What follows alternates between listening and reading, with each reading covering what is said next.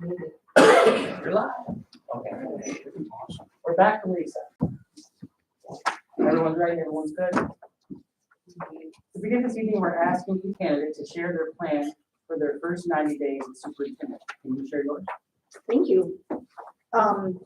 I first want to just take a minute and acknowledge the staff and the community members who are here tonight. I've spoken to many of them, and it is just so welcoming to have them join the meet and greet and then be here, not just tonight, but the first round too. And that just speaks volumes of your community. So thank you for arranging all of that. I really enjoyed the tour with Mr. Petty. His sense of humor, his knowledge. He introduced me to many students. We saw the Cub Care, and that just really was a nice, gave me a good feel about that. So thank you for making that part of the process. And I know the decision you have before you is a big, big decision. And everybody I've come into contact with has talked about how seriously you're taking it and your integrity to the process. And I really am honored to be here before you tonight. So thank you for letting me come back. And I'm looking forward to this next hour. So during my first interview, I had provided you a copy of my transition plan. And I alluded to it a little bit, but let's dig a little bit deeper just so you get a feel for what that might look like. And essentially what I want to do is just immerse myself in the district's culture, the community. I want to learn about opportunities, challenges, possibilities, and that really is going to give me the foundation of where we go next. And I go back to the lens I'm going to use is the one that I have ever since I began teaching, or becoming a principal or central office employee or superintendent. And that truly is helping every child be successful. Doesn't matter what grade level, what abilities, that's the lens I use in how I'm going to approach these next 90 days. So I believe that the experience I bring, my ability to form deep relationships is going to let me collaboratively do this in this time period. In creating this plan, it was very deliberate and very thoughtful so that I could get a very good feel for what Jefferson Schools is really all about.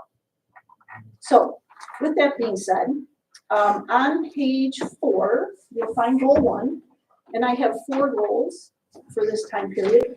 Goal 1 is right off the bat in July, and that is learning about each of you and learning about you as a board. And what I want to really focus on is meeting one-on-one with all of you. I want to talk about why you are in these roles, what drove you to lead this important role in Jefferson Schools. I know some of you have been here for a number of years. Others have been appointed. Others were just recently elected. And I want to know why. What drives you as board members to take time away from your families and do this? I'd like to see what your vision is and your dreams for Jefferson, and learn about where you see the next 5 years going. And so that would look like one-on-one meetings. It might be small group meetings, with 3 of you and me. And then it would also involve us as a leadership team, because we have to make some decisions. We have to make some decisions, and some of them are really simple, like what evaluation tool you will use to evaluate my progress. And there are a number of them, and it really doesn't matter much to me, but that's an example of, pretty soon after we start working together, that's going to be one of the things we need to do. We need to talk about roles, responsibilities, what you would like me to do, and how we will handle certain things when they come up, because they will come up. And I want to make sure that I understand what your vision is and that I'm doing what you want me to do. We need to think about things like, July is going to come and we'll need some future meeting dates. So I anticipate working with the board president to talk about agendas. How do we create agendas? How do we identify those dates? Your organizational meeting happens, well, that's in January. So we have some time for that. But those are things that we will learn how we're going to work together as a team. So that really is what I think July is going to look like. So my second goal starts in July, but really will be focused in August, and that is to develop trust in a unified administrative team and central office team. And that means how I would work with them. So much like the one-on-one meetings with all of you, I'd like to have one-on-one meetings with them. Again, what do they love about their roles, their departments, their schools? What would they love to change? What's something exciting? Just getting to know them and their schools a little bit before students even hit the door. We would work as teams together to look at calendars for professional development, for example. We look at big goals, if it's hiring, if it's budget, finance. So we would look at a timeline for all those important decisions, and then we would start planning around that. So the central office team, to me, is just so critical to work with administrators because they support what happens in our classrooms. And that's the magic right there. Research has said what makes a difference is what happens in classrooms. And that's what we have to do. At a central office and administrative level, we have to remove barriers that are keeping teachers from being able to effectively reach each and every student. And that's what I see our role as. So I would want to develop a deep relationship with all of them. Goal 3, this is where I see a majority of my time being in August and September. And this is to structure a listen and learn sessions so that I can learn more about this community. Not being from here, I know that it is very, very generational and that there are things that are just, I think I was talking to, maybe it was Susan coined the word blue blood. Just people who have gone to school here, lived here, their children go here, and they're still here. And I want to know more. I want to embrace that. And so I'd start with school visits, and I want to be visiting schools. I want to be going to school events. I want to do focus groups with staff of all sorts. It doesn't matter. Parapros, teachers, maintenance, food service, bus drivers, anybody who will come and talk to me. And I want to just learn more about their perspectives, what they love, what they cherish, what we should never change, maybe something we should change. So that would include staff, meetings with parents. I think student voices are important. So even, a 3rd grade student has something to say. Absolutely. And so I would tap into all of those groups. I would be in schools, I'd be visible, just to kind of feel and get to know how things, for example, driving around with Mike today. When is dismissal? When's arrival? When do you never go down this road?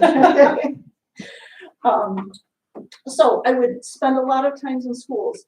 I want to spend time with union leadership because I know that we're going to have bumps in the road, and I want that open door policy, and I want those relationships to be strong right out of the gates.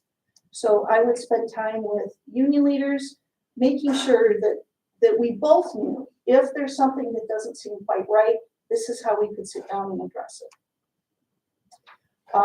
Lastly, in that area is the community, which is really important. And I would probably start with alumni. I'd love to do some focus groups with alumni to find out just their perspectives. What did they love about Jefferson schools? What did they love about their experience? how do we continue that? How do we, despite financial challenges, despite whatever comes our way, if we got another pandemic, that we can continue. And so I'd start with alumni. I'd work with maybe future parents, what goals they have for their students. You know, if it's a young family, let's bring them in. I want to talk to them about what they see for their children. I would work with township leaders, police, fire, the sheriff, and get their perspectives of how we work together or how we could work together, because all of those groups are important to supporting families here. In our last interview, I talked about faith-based leaders. I think that's another important role, just so I'm seeing the whole community. And that's very exciting to me. And that would include going to community functions. Well, I mentioned school functions, but there would also be community functions that I would attend. All of those three goals tie into the fourth goal, which would be my work in October. And that would be reviewing curriculum adoptions. It would be seeing how state standards are being met. I'd like to see what supports are in place for student well-being. I talked to Jennifer, a dean right now, and she just was remarkable, telling me about a young man who recently was homeless and what they sent him home with today, because he just no longer had those resources. And so how are we servicing students and their well-being? Safety is paramount to not only families, but to students. They need to come to school and feel safe. And then lastly, you know, I talked to Heidi for a little bit. She's assured me the budget is in great shape and that there should be no surprises in June. And I think that's a testament to her hard work. But making sure financial stability is something that we have moving forward. So that would be my first 3 months. I would come back to you and tell you what I'm seeing, hearing, and that would then begin conversations about what our work would be for the remainder of that school year. So it's exciting. Okay. So you talked about the budget a little bit. Mm-hmm. Are you familiar with the condition of our district financially? At this point, yes. So how would you describe it? So in the meet and greet, somebody it was a teacher alluding to the fact that she has been here when things were really good, and then it was hard, and she feels like it's coming back. So Mike explained that you have no debt, which is incredible. That is absolutely an amazing thing. To end up the year with a $4 million fund balance is very healthy. And we had talked about some ways to maybe boost enrollment, which would increase the financial resources. We can probably touch on that later.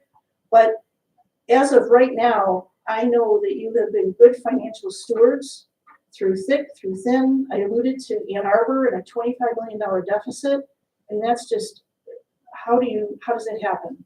Yeah, I was following that some today, and it started as a clerical error, which is just horrendous that it could get that out of control. Yeah. So. Heidi has got amazing credentials. She has done a really good job of stepping in and making sure that things like that don't happen. So I'm excited with those possibilities. So can you tell me what you consider the greatest success of your career so far? Ooh. So I think the greatest success of my career thus far is being able to pass bond issues, sinking funds, as well as enhancement villages. So personally in YDOT, we passed a 49 million bond issue, $100 million sinking fund over 10 years, and $100 million enhancement village over 12 years. Why is that my proud moment? It's not about the success, it's about what that gives students. So, for example, the enhancement millage funds were tagged for technology. So that every student could have a Chromebook, every class had a smart board, and not only now, but the life of those things in the student's hands is about 5 years. How do you make sure you can refresh them 5 years from now? So a student going into kindergarten would get a new one in 5th grade, a new one in 9th, and so it's important to plan and be sustainable. In this community, in doing some focus group work, it was very important for all of our athletic teams and our band to be able to use the field. And sometimes that can't happen if it rains, or there's conflicting amounts of grass can only have so much wear and tear each week. And so a priority for that community was to put turf in. And so we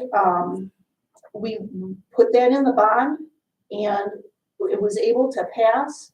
And the band and sports teams, it's fun driving by on the weekends and seeing just pick up soccer, pick up whatever being used there. And so to me, that says students, gym classes. That was the other thing. Gym classes could never use the field. Well, now they can. And so to be able to provide those opportunities for students where we couldn't before, and what that money goes to and the sustainability, that's why it's one of my proud moments. If I just can add this too, in my current role with K-12 Media, we have helped school districts pass $1 billion, that's B with $1 billion, in bond programs. And I tell you this because I think, I know the secret sauce. I know what it takes to be successful. I know that we could look at the needs and do something similar if that is a desire of yours.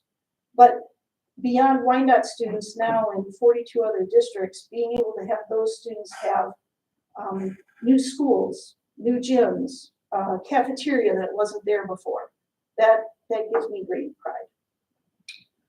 We probably talked about this before, but I don't remember. What is the enrollment at Wyandotte? What's the size of the 14,500. 14,000. Pretty comparable.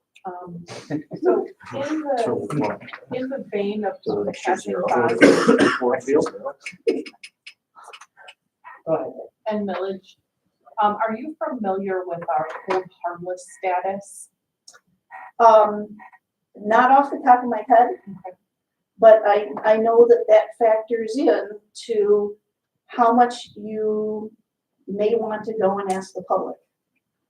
And I do know that there are organizations like PFM or Stifle who can help us know if we were to go to a bond, how much would we ask for and when?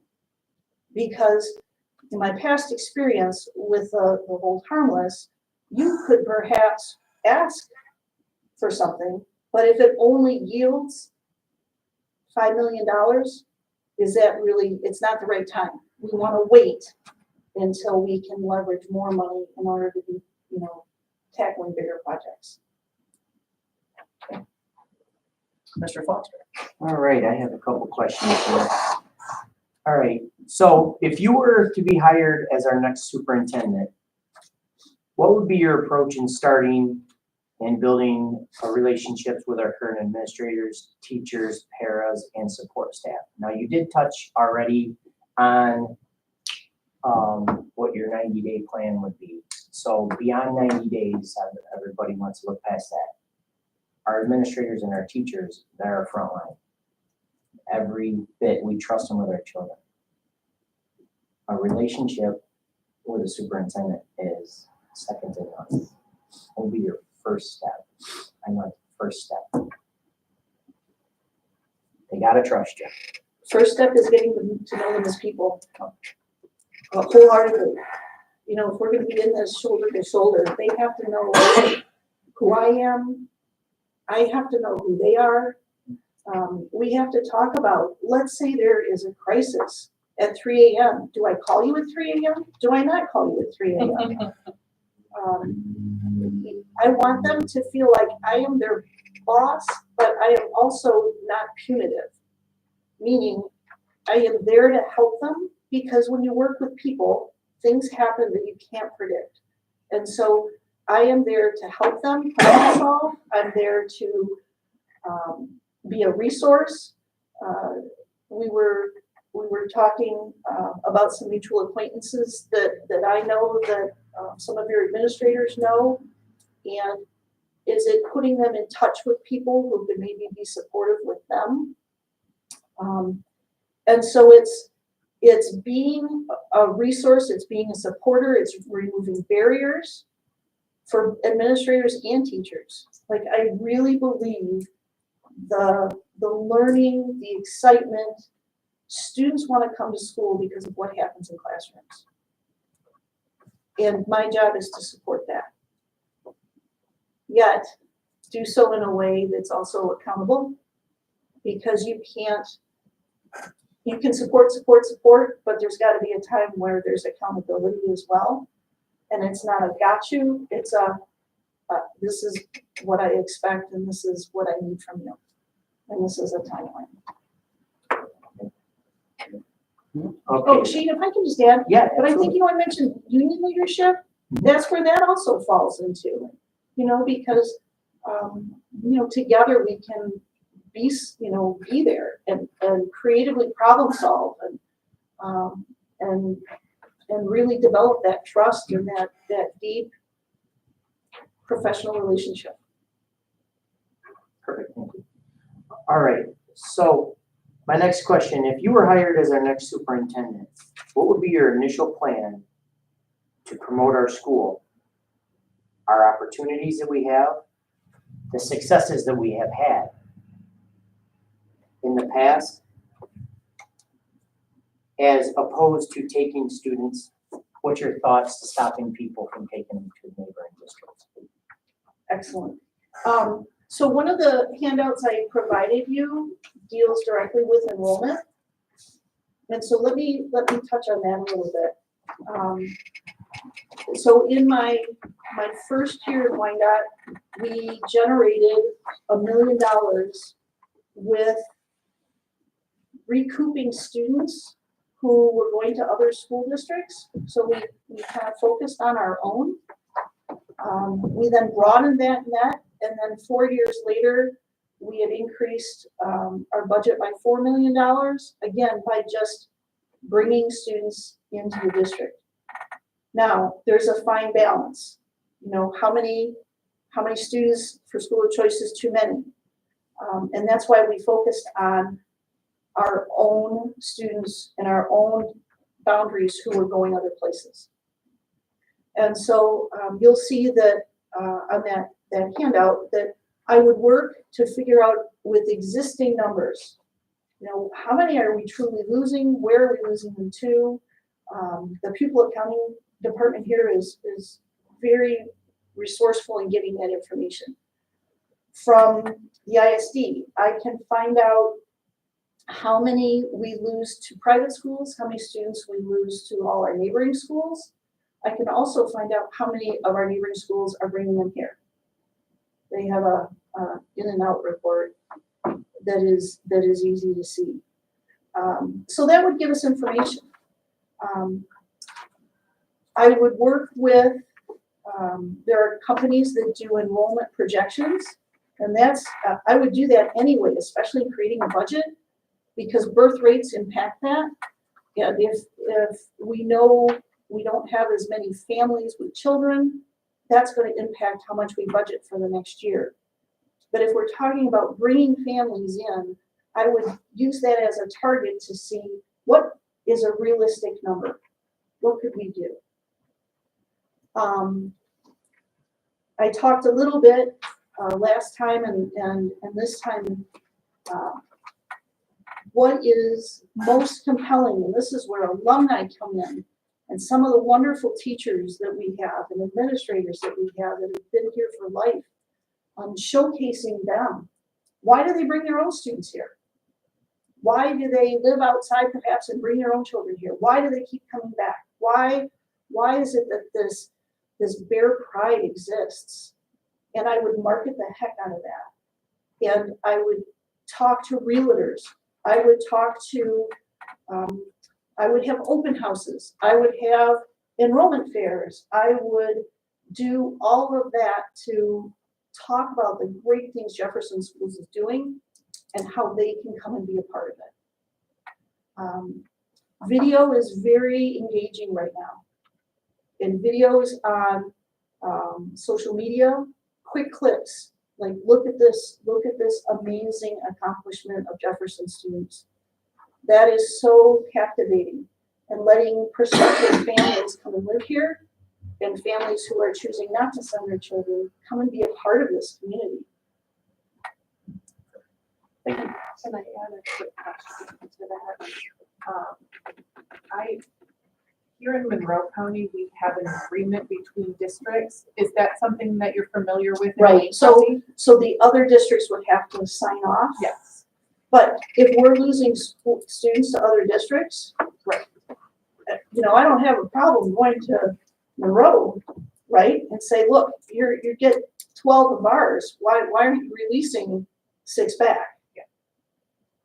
So it has to be reciprocal. There's discipline data tied to it. You haven't been suspended for 2 years. Awesome. I'm glad you're familiar with that. Oh, is it my turn? Your turn, yeah. I have the honor of asking questions from the community. So I'm gonna start with, how will you gain the trust of our community and district staff? And I think that we've already kind of gone over this. Is there anything you'd like to add? First and foremost, it's being genuine, being visible, walking the talk. You know, if I say I'm going to do this in my transition plan, it's them seeing that I'm going to do it. It's being willing to listen. It's willing to help when help is needed. And so really, it's being authentic to all of those groups. All right, and then the next question I have is, what can you do to help bridge the gap between Jefferson and the ISD, specifically when it comes to special education? And I think there's multiple board members that have questions that are very similar to this tonight, because it's a hot button topic for us. We talked about that, didn't we? And so the first night when you asked me about that, I think I came at it as more of a gen ed answer, because like reading is an amazing, program and a resource here. But then on the tour, it became very clear that that is a hot topic. And in talking to some teachers in the hallway, who were still there at the end of the day, bless their souls,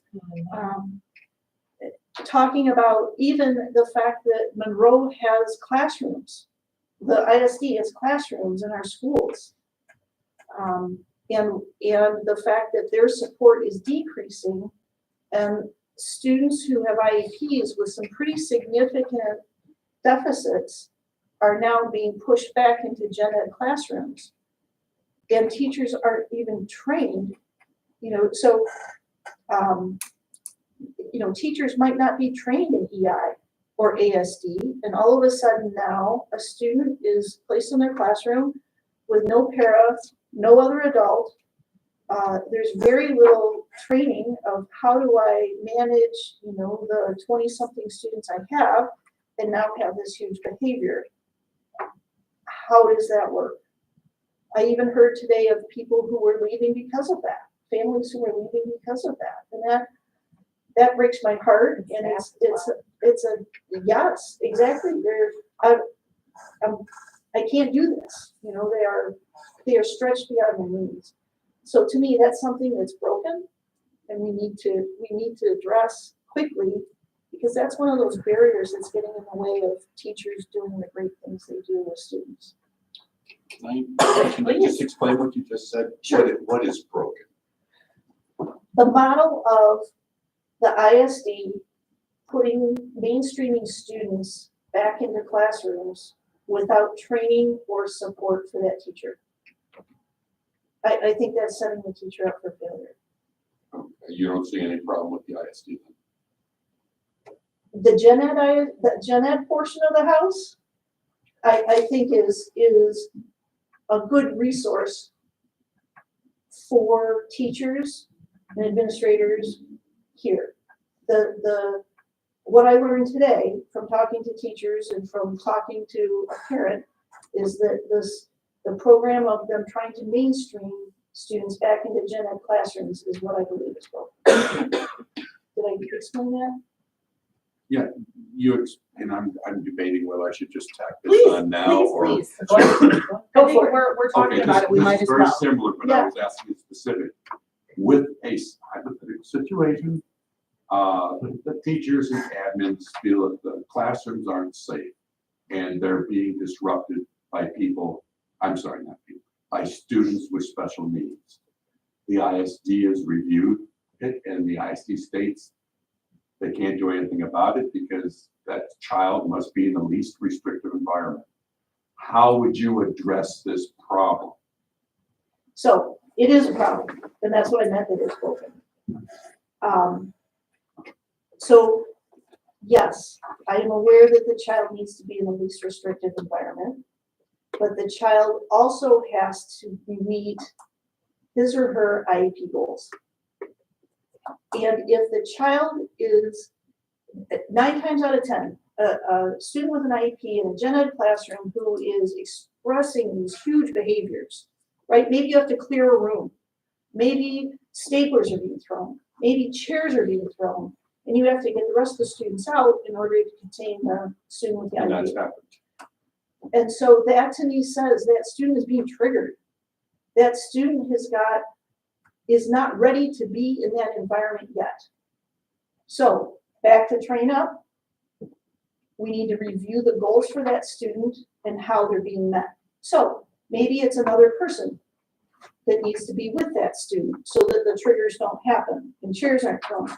Maybe it's the student comes in for a shorter amount of time each day. Maybe it's what time of day works best for that student? Is that student a morning person? Or does that student do better after gym? So we gradually then work back to where that student is successful, the class can run. And I'll also add, I think what is so important and missing right now is helping our existing teachers know what to do and recognize signs before those devastating behaviors happen. How would you address that? I'd go back to the ISD and say, this is not working. I mean, can the ISD provide training to the teachers? Absolutely, absolutely. We could bring people in to help train teachers. I know paras are leaving because this is such a hard environment to be in. And that breaks my heart because these are the people who aren't paid very much to begin with and are probably dealing with some of the most difficult students. But this is our district. And if it's not working, we need to get it to where it can work. Just one short thing. Are you aware of the appeals process when you run into a block like this? And they say least restrictive and our classrooms are being disrupted every other day. There's an appeal process. Are you aware of that? Mm-hmm. And I'm also aware of, parents being able to file a state complaint and what that can do. But I also think we have a duty to, I mentioned in the beginning, my lens is all students. It's not fair to the other students. It's not fair to teachers. It's not fair to administrators to have that dysfunction. So let's get to work and find a solution. So what if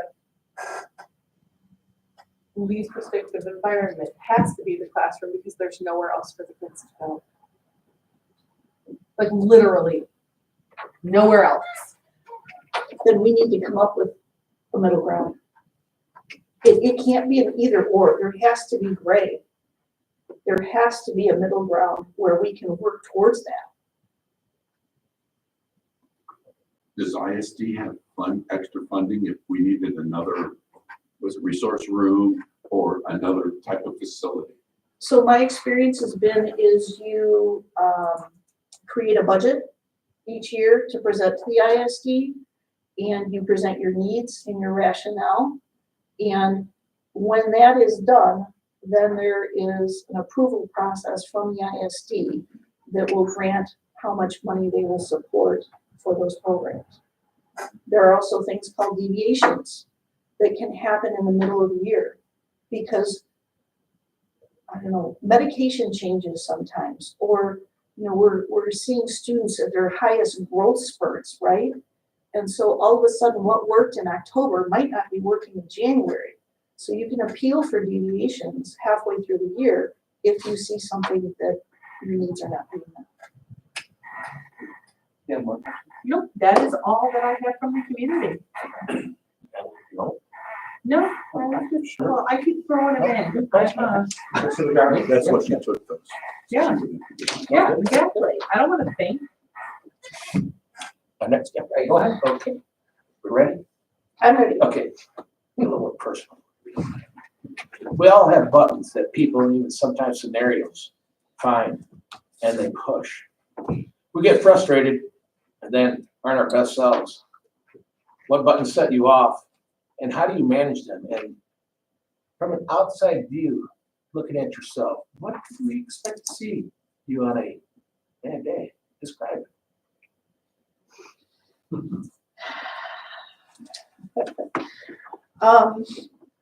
So I think this is where my experience might help that. In that I've had many a bad day up until this point, and I've learned how I feel if my temper is dwindling or if my patience is short for that day. So I recognize it. I depended on my team, be it my administrative assistant, be it my director of operations, be it my business, my finance, my CFO, and being able to just go close the door with them and say, help, this is not going the way I need it to go.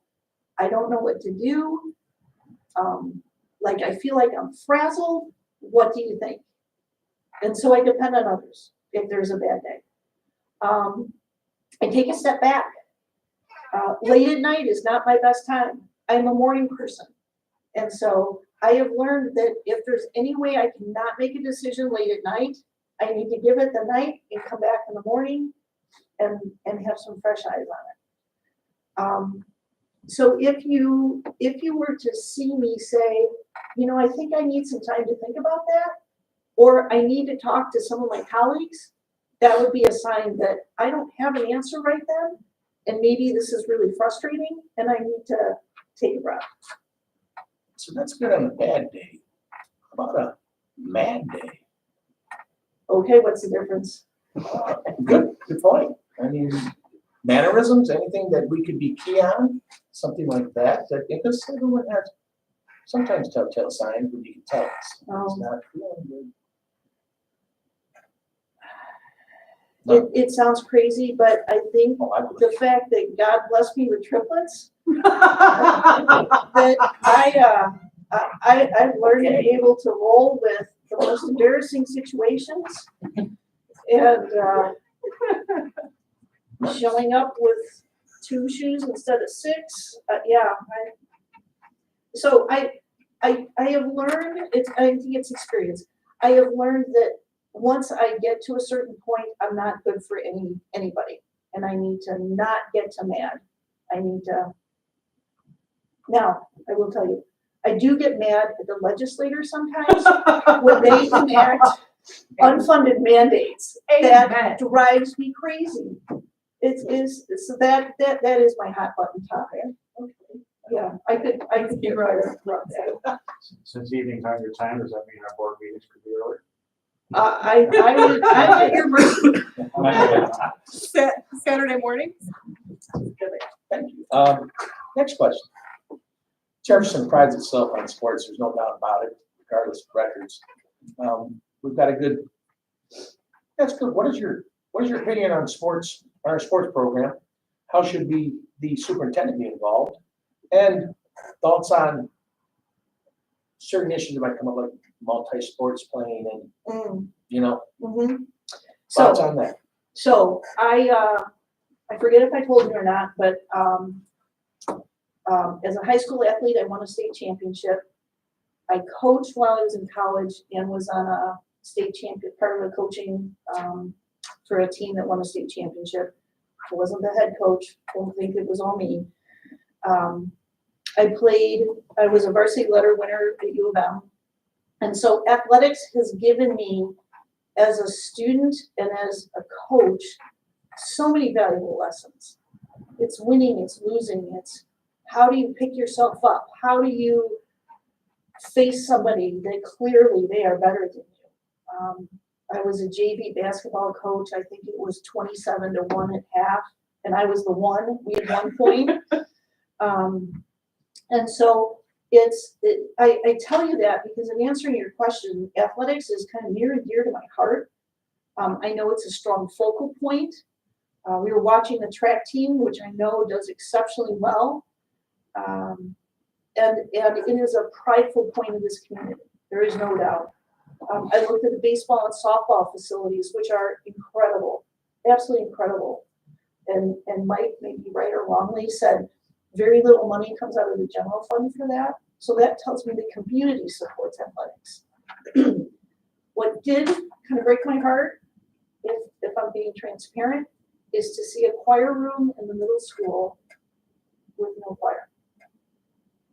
And I think about, we service athletes, but I worry about fine arts, and the art rooms are incredible. They are absolutely incredible. The band, but what about a child who is blessed in the area of choir? And we have the facilities. So I bring that up because, again, that lens of all students. Athletes are some that fills a bucket. But then, how do we tap into all those strengths of other students that they have? Thank you. Anything else? Mr. Mulala? I'll come back to you. Mine's a little lengthy, so. Okay. We have staff that has been used to doing things the way things have been done over the years. With that said, how will you make adjustments and changes in the way staff will react on new requests? That's a great question. So one thing I did at the meet and greet was ask people, give me a word that describes Jefferson schools. And one individual used the word reinvented. We're kind of reinventing ourselves. And I think that kind of ties to what you're asking, Corey, because we can't stay stagnant. The standards change. We have to change. I use the word press and support about holding teachers accountable. And I'll give you an example. I had a science department, high school science department. They taught earth science for a whole year.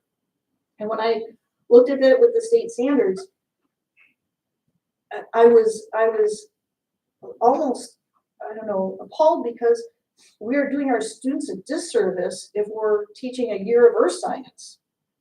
Why were we teaching a year of earth science? Because people had certifications in earth science. But it was wrong. It was the wrong thing to do. So I went to that department chair. I said, you have 6 months to come up with a plan for how we're going to phase in all the standards and not just emphasize earth science. I had resources from the ISD, other school districts, and wanted really his department to figure that out. What is our way, right? This is the end game. How do you want to get there? 6 months came and left. There was no plan. And I remember this day of me going into their department meeting, telling them, all right, you've had enough, you've had your time, and you didn't come up with a plan. Therefore, I'm the one coming up with the plan. And and then meeting with them to create that plan. Did they like it? No, they didn't. But they didn't take the ownership to change when they knew things needed to change. Now, I'm happy to say, fast forward, my children all went to Wyandotte schools. My children all had those science teachers, and it had a happy ending.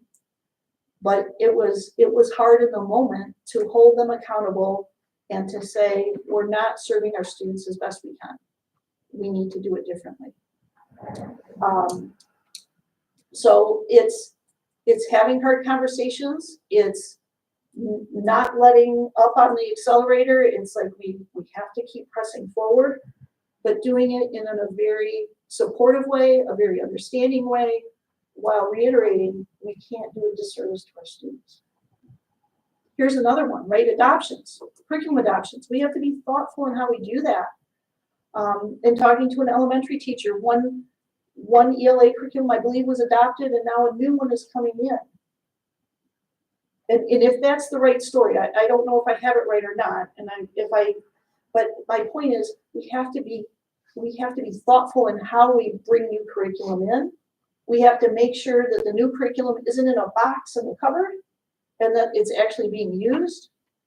And that a third grade experience is the same in one classroom as it is in another classroom.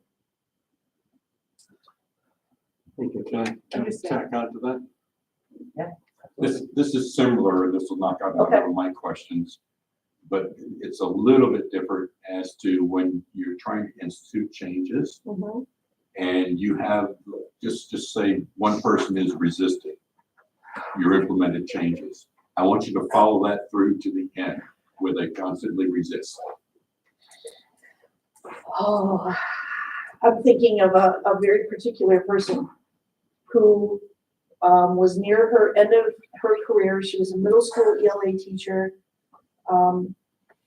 So the new writing standards come out, right? ELA standards. No more do you or should you read one book for one class because you don't have students who are at the same level of reading, right? So what you want to do is group students and have them read similar books with similar themes, but at their reading level. This teacher was going to retire soon. She publicly said, there's no way I'm changing. We had talked about why that's important to change. We talked about what it would benefit. Her colleagues changed and said, this is great. Like what we thought was awful is not awful. This really is better. She still would not change. It's more conversations about why do you not want to adhere to what the state is telling us is best, what research says is not telling us is best. So in that instance, it was a meeting in my office with her union rep, her, and we did have an administrator from that school with some very strict timelines and an observation schedule and how we were going to make sure she was doing what the state said and research said was best for students. Okay, and did that work or did you have to continue with more aggressive discipline or whatever? Or teaching? So we had a mentor teacher assigned, to her, like this is how this can look. It was same grade level. They could do lesson planning together. We gave them common prep time together. We gave them subs, so once a quarter they could meet and then plan. And in the end, this person decided to retire by the end of the year. So it gets to a point where if you don't comply, then maybe this is not the right environment for you. Maybe you need to look at other options or service your students as we know is best. Thank you. Last one from me. How will you continue to grow our CTE programs and what other CTE courses would you have in mind, which I've already noticed you have a CTE flyer. I do. So I do, and that came about from our last meeting. Things I heard was how could we grow enrollment? How could we grow our CTE program? I heard some interest in about, so that's why I created those kind of step-by-step ideas. So what is remarkable is the labs that you have in the high school. That was a great part of my tour. The construction trades, and even going into the staff lounge and seeing the counter work that they did, the backsplash that they did. That was really, there's some great talent there. So to see the construction trades, to see the autos, to see marketing was the third one. What a great foundation for CTE that we have. So you'll notice in that flyer, a lot of it is one, looking at what students would be interested in. And what's great is the space is there too. Those large classrooms are perfect. So what is it? Health occupations? Is it something with metals? Is it who knows? But it would be finding out what are students interested in, at the same time looking for resources, be it Perkins grants, be it private grants, be it community grants. How do we then get the resources to create those programs? Perkins grants have a great startup portion of their projects because they want to grow CTE right now. That was a big thing with the governor, and so money has been allocated to do that. So I would like to see from the community, and maybe this is some of that listening and learning from the beginning, what interests are there? What do students want? Go grab the funding. The facility can be created, and then we start. And my vision is to have that here and not have students to have to be outsourced somewhere else.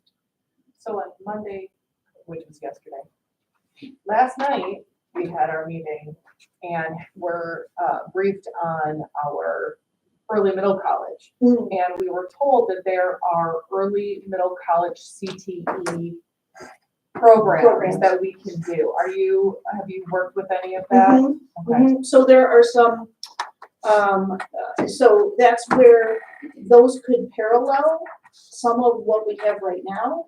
And that's where some of the ideas like from the, nursing or health occupations or, so there's some of more the CTE side of the house as well as, getting an associate's in accounting or an associate's in more of the academic side of the house. And so that would pair well with what you've just started. Absolutely. We kind of have a low percentage of children graduate from here that they don't know their career path. Mm-hmm. So stuff like that if we implemented that, they might not. How would you encourage them to Yeah, participate in some of that maybe so we can raise our numbers and having students leave? for sure. Career path? So in that document, it says we have to not only create awareness with students so they know, like this is even a possibility. Interest surveys are great. That's how I found out I was going to be a teacher. I did an interest survey. Some students know they like working with their hands. They like working outdoors. They like cars. I have a son who loves cars, and that's what he is working on right now. And so interest surveys, getting it in front of students. I talked to, but I don't remember her name, the Upward Bound coach who works with certain segments of students. And again, it's creating awareness with students. Creating awareness with parents is another bullet point there. Because if parents know these opportunities exist, then they are more apt to support a child going into that. And then it's students coming back and talking to current students. The program will grow its own, just like the middle college will grow its own. But it's the instructors you have are incredible. Be it autos or I saw the marketing showcase. They are they are what's going to get more students involved, and it's building it step by step. My turn.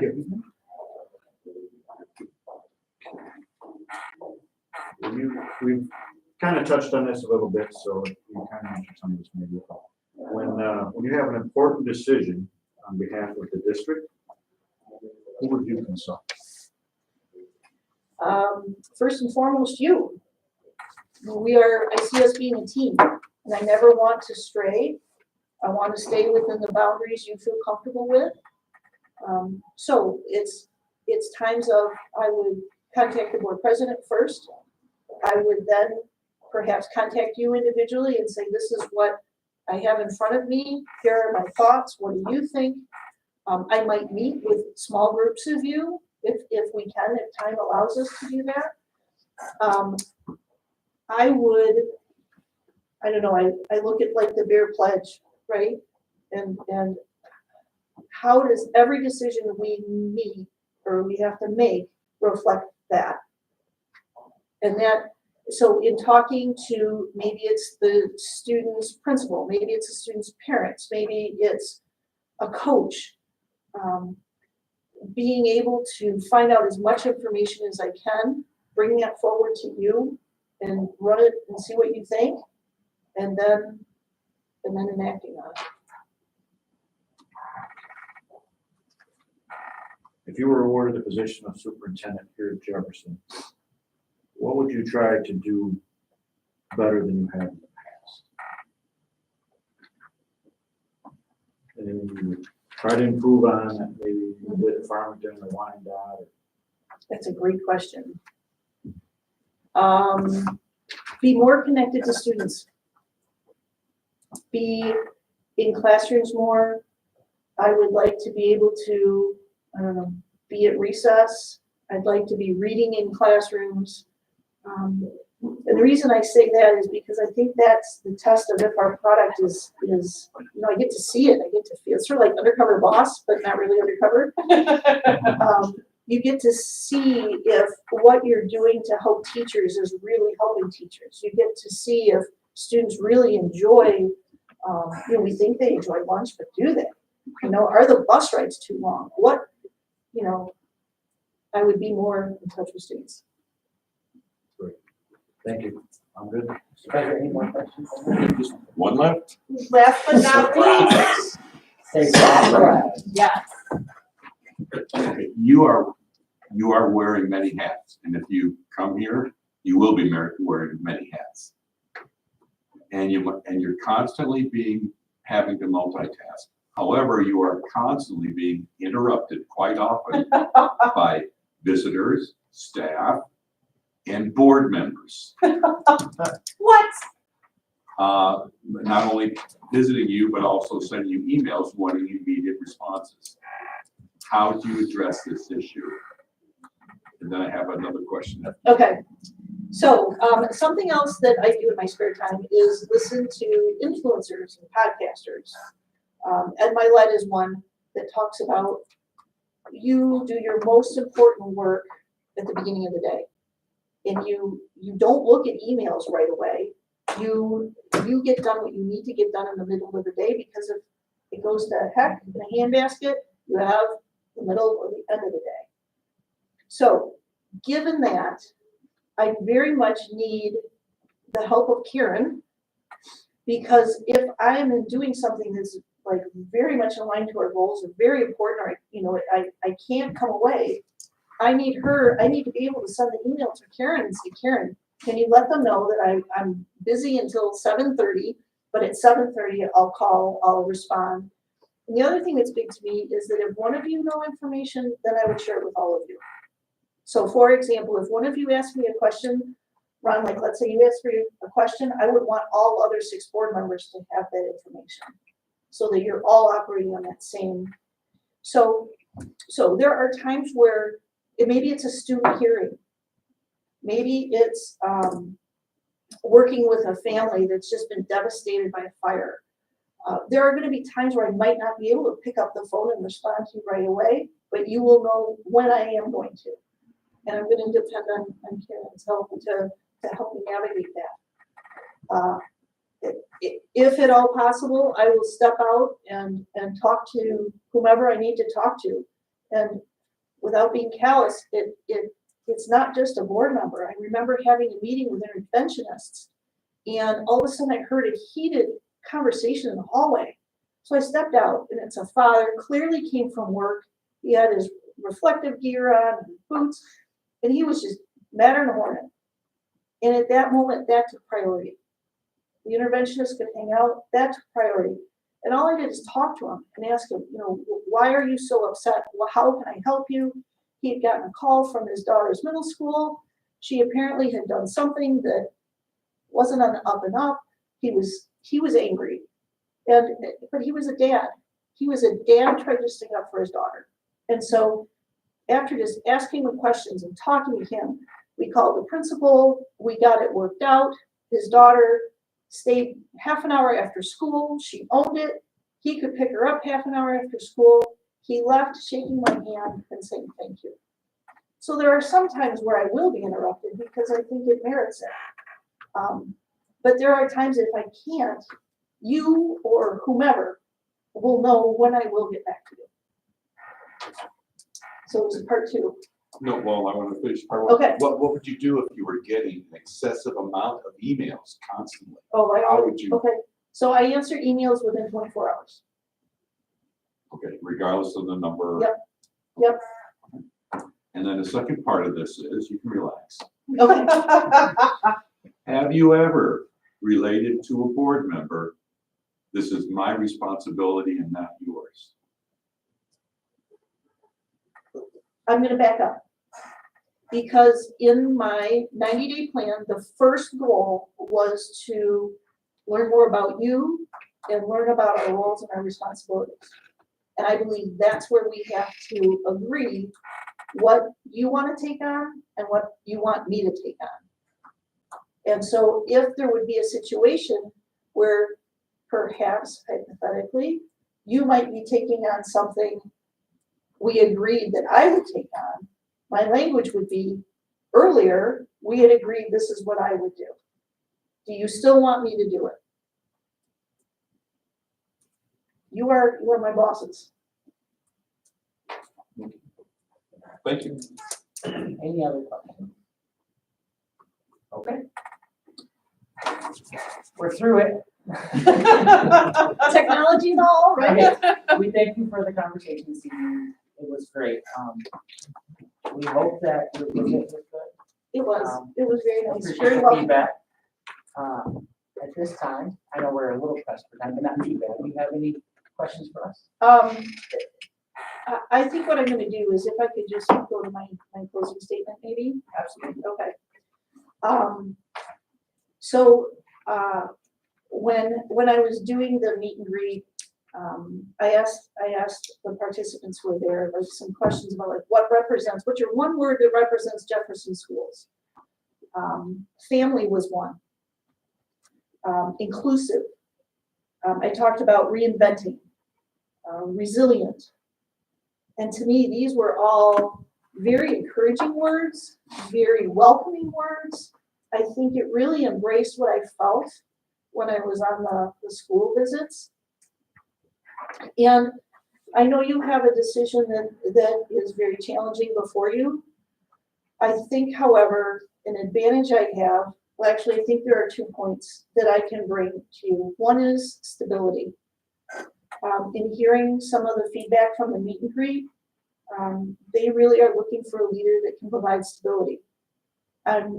This would be my forever job. I'm not going to use it to leapfrog to another district. This is where I really want to retire from. And so I will stay as long as you'll have me. And it's important because I want to give that stability to this community. That is a big goal of mine. I was in central office for 8, as a superintendent for 9. My history has said that I do what I'm going to say I'm going to do. And so I think I can bring a long number of years of stability for you. Second is my experience. I've sat in the seat. I've done title reports. reports. I've done enrollment campaigns. I've worked to negotiate with union contracts. I've worked with board members. And I think that experience sets me apart because I know I can walk in and hit the ground running. There's no learning curve. I belong to MASA, which is the Superintendent's Association. So for example, I know what changes there are in evaluations for administrators next year, and teachers next year. I belong to something called the Metro Bureau. I belong to something called K-12 Alliance. So I'm connected into resources that I can bring here. And if we were to do a bond, as soon as somebody hits wind of that, my acquaintances are calling me to say, let me help you.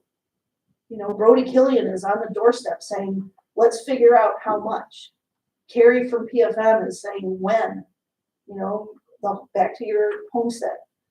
And so my experience will let me work with you. I depend on you to give me guidance of what you want to tackle.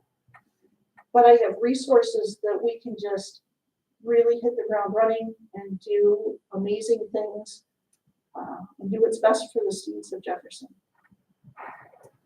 So thank you. I appreciate the time tonight and going over a little. I'm sorry. No, we're good. I think we're good. We thank you again for your interest in Jefferson Schools and the children that we serve. We do expect to discuss our final interviews as soon as the last one is completed tomorrow night. And we hope to then be ready to select our next superintendent. So we'll be in touch very soon. I wish you well. Thank you. Thanks, everybody. And we will take a recess.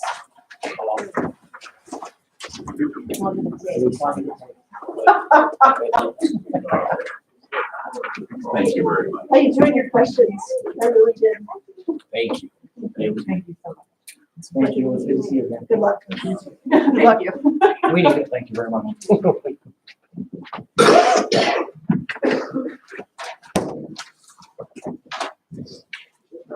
My dad is calling out for somebody.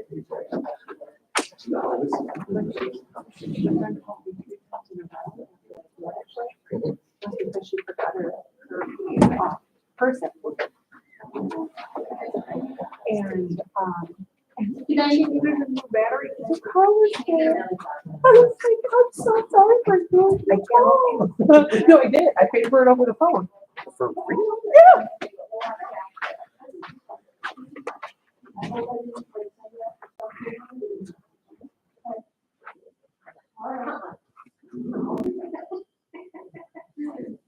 Well, it's a long week for all of you. Thank you very much. All right. Take care. Bye. Thank you. Oh, no. I'm done.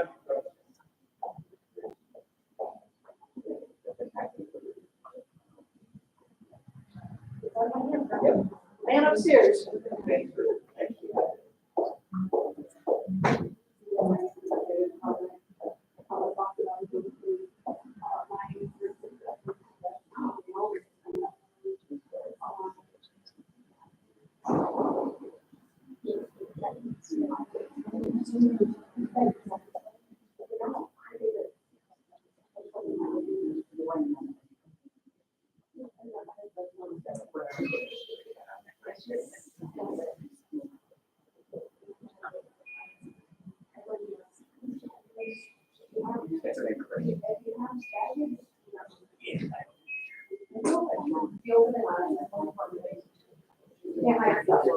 Never works. Never works. Go find it.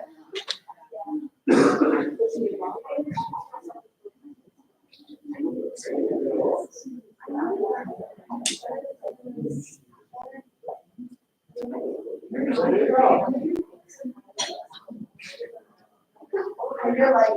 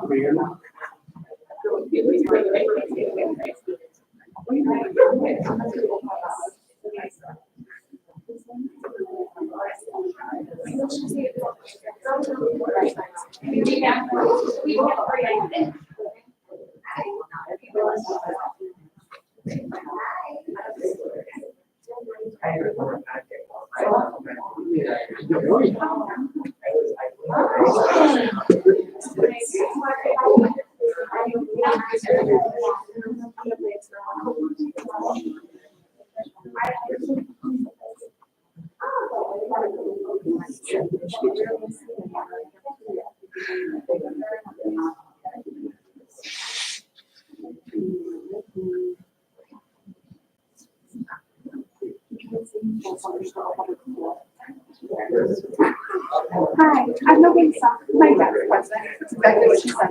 Exactly what she said. I said, so I introduced her.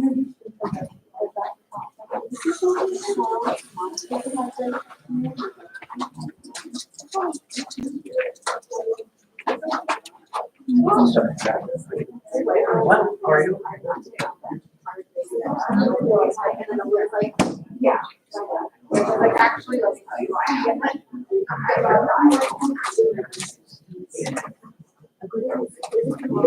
It should never be the first man.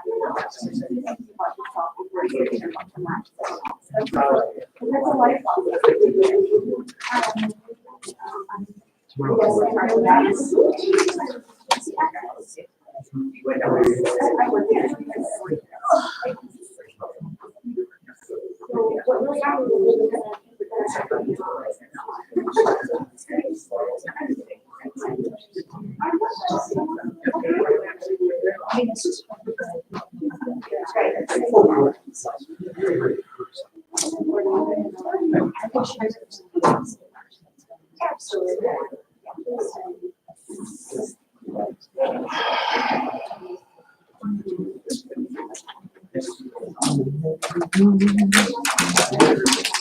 Can you do me a favor? Could you give me a water? I just saw him, I was like, dying for one of them. I need. Thank you.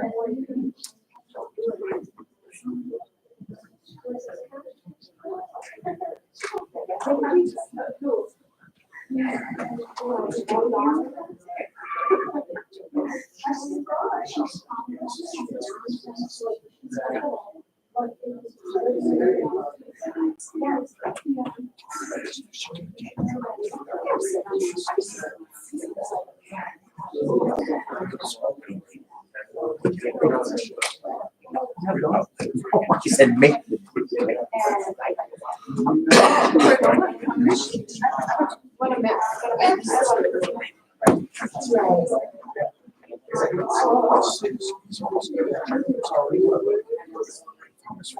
He's already got his second rating. He's got one.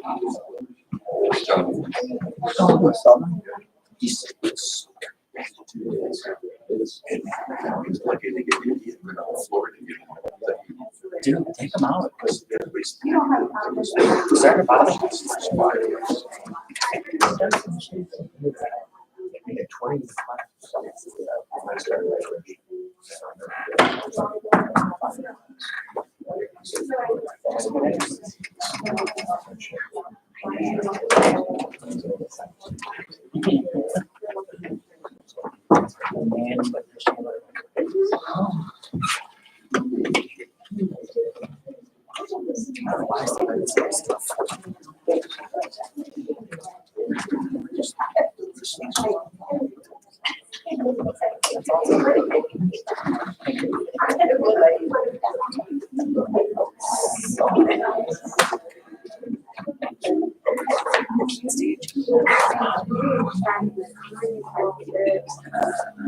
Your candidate is here already, so whenever you're ready.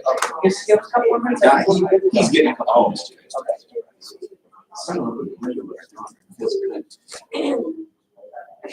I think we all walked out for a minute.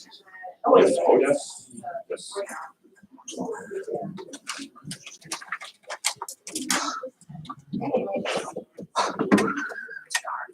You know what? You're gonna get a bad reputation talking to that guy. First lady. Did you say something, Dan? I heard you. This is my office. I love it. We have a whole smorgasbord down there.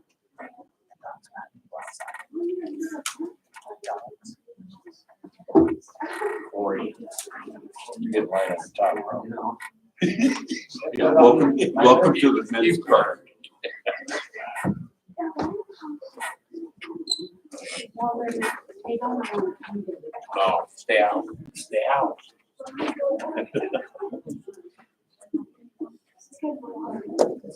Oh, I didn't know. Hey, watch, of course. So Dana, we deliberated then after so we stay until we ride. Stay until the time. We're gonna- I mean, you kind of have to go. I will tell you, you might actually begin losing if you don't respond. I understand that, I just want to verify. Did you work out anything, Dan, with the? Do you have a thing on the time tomorrow then? Yeah, Starting a little We're gonna start when you get. I'll try to get it as quick as possible. Take your obligation.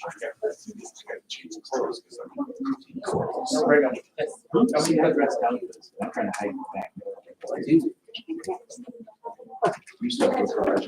Ron, you can make up for it if you bring food. Ooh, great idea. Okay, we're having spaghetti mac. Sorry. Pasta, tomato sauce, sausage, hamburger, and. Really special. Sorry. You cook or just serve? I run. I can cook. It was on one, well, actually, it was Judy Gray.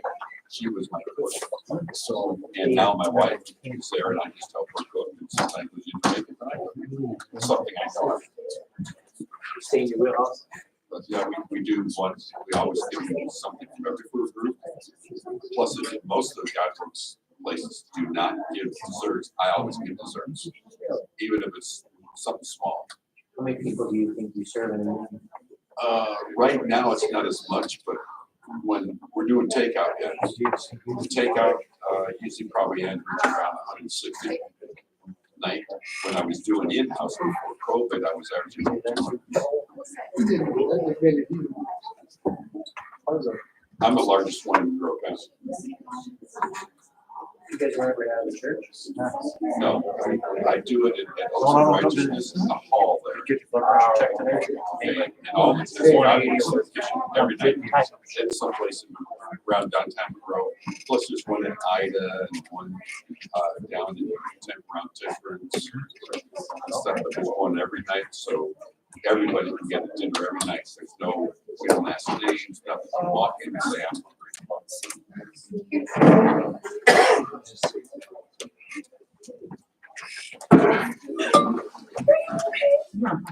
How you doing? Good, how are you? Very good, very good. Good to see you. Nice to see you. Sorry, I gotta do a little setup work for this presentation, piece kind of broadcast. Okay. It's time, maybe. How you doing, sir? Nice to see you. Yep, same here. Maybe the plans, here. Thank you. Updated copy. Nice to meet you. So we're all set. Good to see you. Yes, sir. Yes, sir. That'd be good advertising. Good to see you again. Hi, how are you?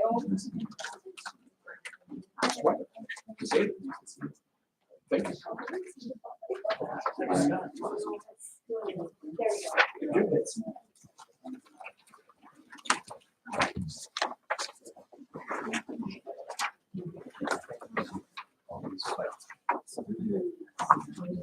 Right up here.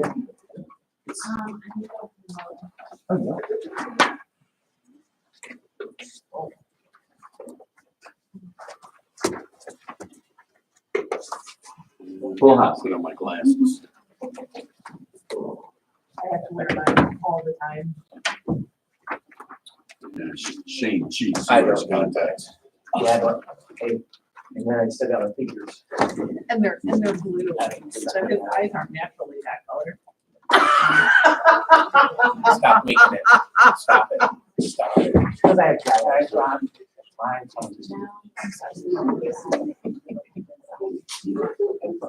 I did. Not yet. We'll get there.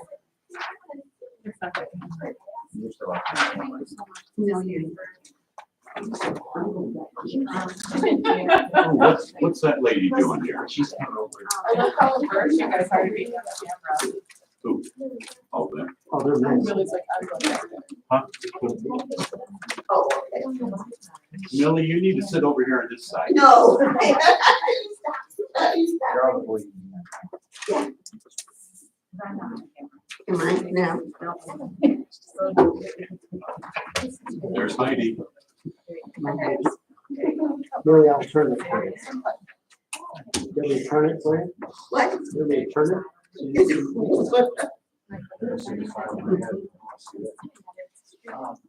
gonna make faces. Are you gonna make excited utterances?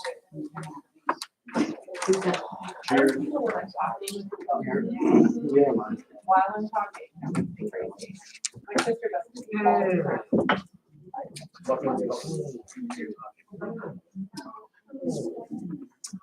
Oh, wow. With the emoji face. No, it's this one. Oh, that's right. He's got a fascination with that gavel. I'm beginning to wonder. He's always. Yeah, Ron's got 8 questions this morning because, you know. Yes, but this one, well, it was 10, but he said I shouldn't answer those two. I have a question for 17 parts. Some are- I have one. And all. You know, I don't want to delay staff is- anything for you folks. I'm perfectly okay with sharing what I have here with you. We got it pretty much right here in front of you. The audience may not be able to see everything that I have for this 90-day plan. I would like to give you an option to look at that. So I do have an extra copy here that you can go through and pass around. If you want to maybe look at that, that would be fine with me.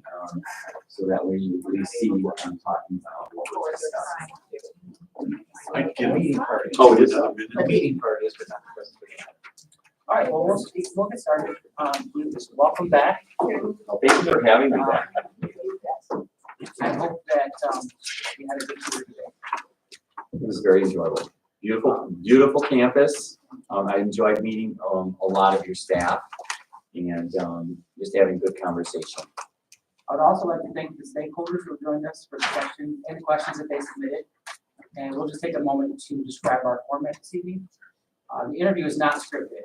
Each board member has questions that they would like to discuss with you, including some submitted by staff and community. Our conversation may take an hour or slightly longer. We have planned questions for each candidate, but expect tonight to be a conversation with a potential new leader of our school. After we have finished with our questions, we will give you an opportunity to ask questions of the board. We will welcome any closing statement you'd like to offer at that time. Peter Haynes from the Michigan Leadership Institute will help keep us on a reasonable schedule. Audience members may share impressions from informal conversation or interview observations on the form near the door. The board will consider these thoughts prior to deliberation. Mr. Haynes will collect these forms as soon as you can submit them to him. The task of choosing our next superintendent is the responsibility of the Board of Education as representatives of the community.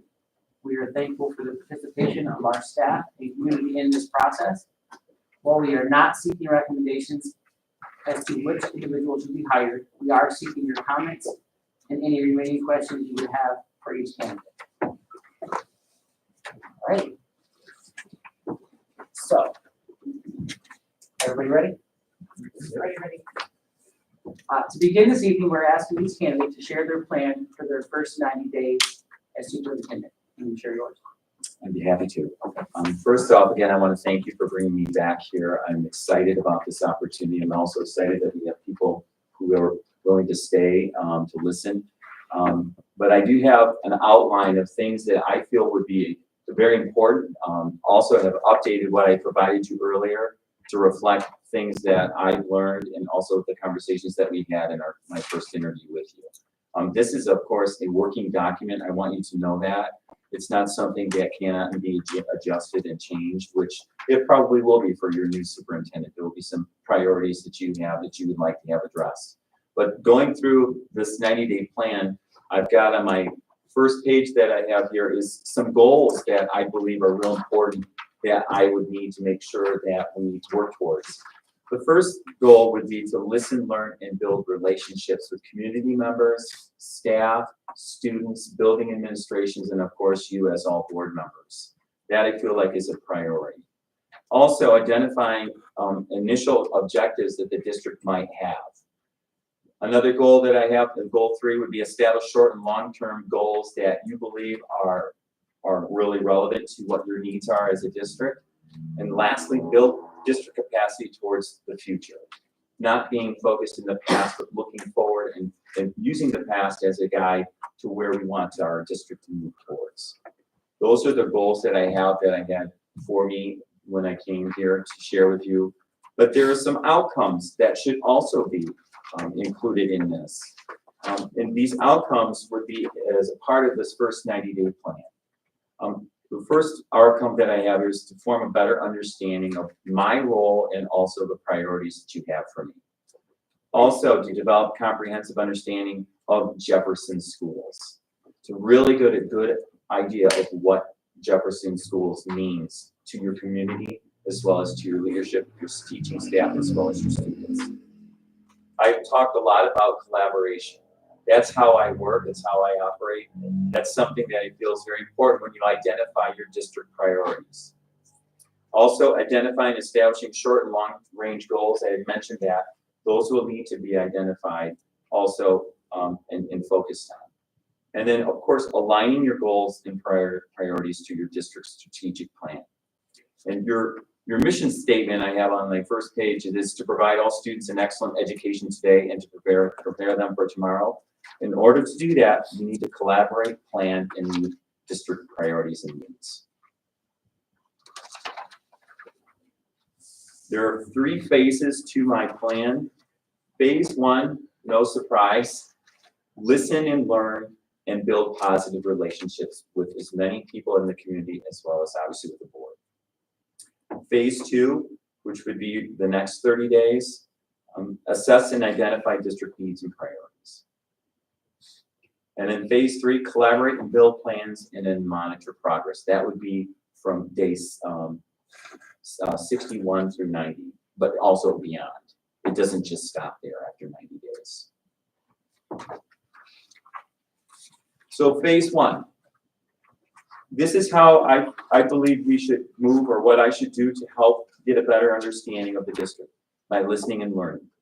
Meet with each one of you board members to identify what your priorities are and what you represent, or what your constituents represent. Start to build a strong working relationship. Also meet with district staff. And when I say that, I'm talking about central office, building administration, union leadership, teaching, food service, and custodial, as well as the community and your business partners in the community. The other thing is we want to make sure that you focus in on that listening and learning to discover this district's strengths. And I've gotten a good indication through my visit of what those are, and also opportunities that I see and what we see as a district to grow and grow from. And moving through phase 1, these are some goals that I would set for myself, is to attend all extracurricular and community events. And feel very strongly that is a good way to get a good idea and also meet people of what people really, really feel strongly about.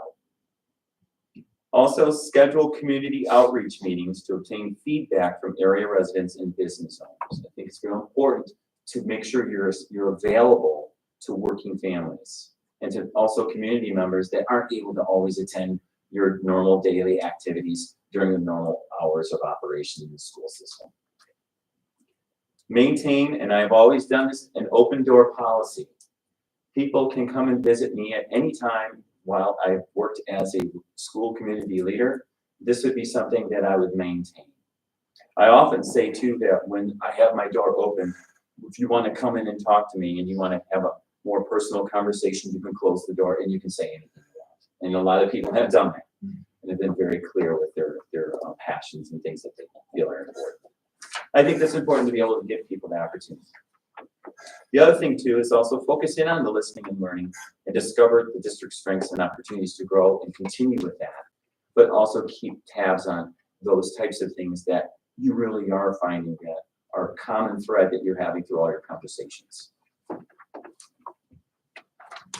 And then finally, through phase one, this is a phase where I would do a very thorough review, and I have reviewed your district data, your school improvement plans, your crisis response plans, your labor contracts, your strategic plan, and your annual reports. And of course, looking through your board policies, and that's primarily one of your roles and responsibilities is setting board policy. And my responsibility is making sure that it is being implemented and that our staff members know what those policies are. And then here too, I have your collaborate with stakeholders and develop surveys. Now I have to say, having conversations is one way to gather information, but also putting information and asking for people's feedback in a survey is another method that you can use to get good feedback and finding out what are the common things people are having concerns with and things that they feel very strongly about and things that they feel that need to be improved. And looking at that data is going to be telling if it aligns with the conversations that you're having and the things that you're hearing. So at the conclusion of phase one, reviewing your survey data is going to be essential, and then sharing out the results with the Board of Education and also the school community. One of the things being an educator is we do surveys, but no one knows the data. No one knows what was discussed and what was said and what were the results. We just do the data, do the survey, and it just disappears. That's not being transparent. Sometimes you don't like seeing the information you're seeing, but you have to be transparent and acknowledging that it's there. And I think oftentimes when surveys are conducted, people already kind of know what the results are going to be, so we don't want anybody else to know that we really do know what's really the issue. The other thing is, once you have done so, collaborate with your constituents, your staff, the board, also your school community, and start to identify those goals that you want to meet initially, short-term, and also your long-term objectives. And then, of course, collaborate and build those teams that are help realize and develop the plans to ensure that those goals are looking towards being met and operationalize what you're looking to try to achieve instead of just talking. We need to do the work. So phase two, I call this early assessment. Provide a summary of your observations and findings from phase one to the board and district stakeholders. I talked about your survey, but we're talking about conversations. Here we're talking about also survey data, your school data, your outcomes that you have for your district and your students. And then making sure people are aware of where your strengths and your areas of opportunity to grow are. And then present that information to yourself and as well as the district stakeholders and other leaders in the community. So you're being transparent. Here's what we know, and here's some objectives that we see are short-term and some long-term goals, but we do need to make sure that we are looking at the data to see what we are going to be doing with it. One thing we often do, and I've often done, and when I work with my teams, is when we look at data, it can be interpreted many different ways. But if you could get the opportunity, I think that's me. Sorry about that, folks.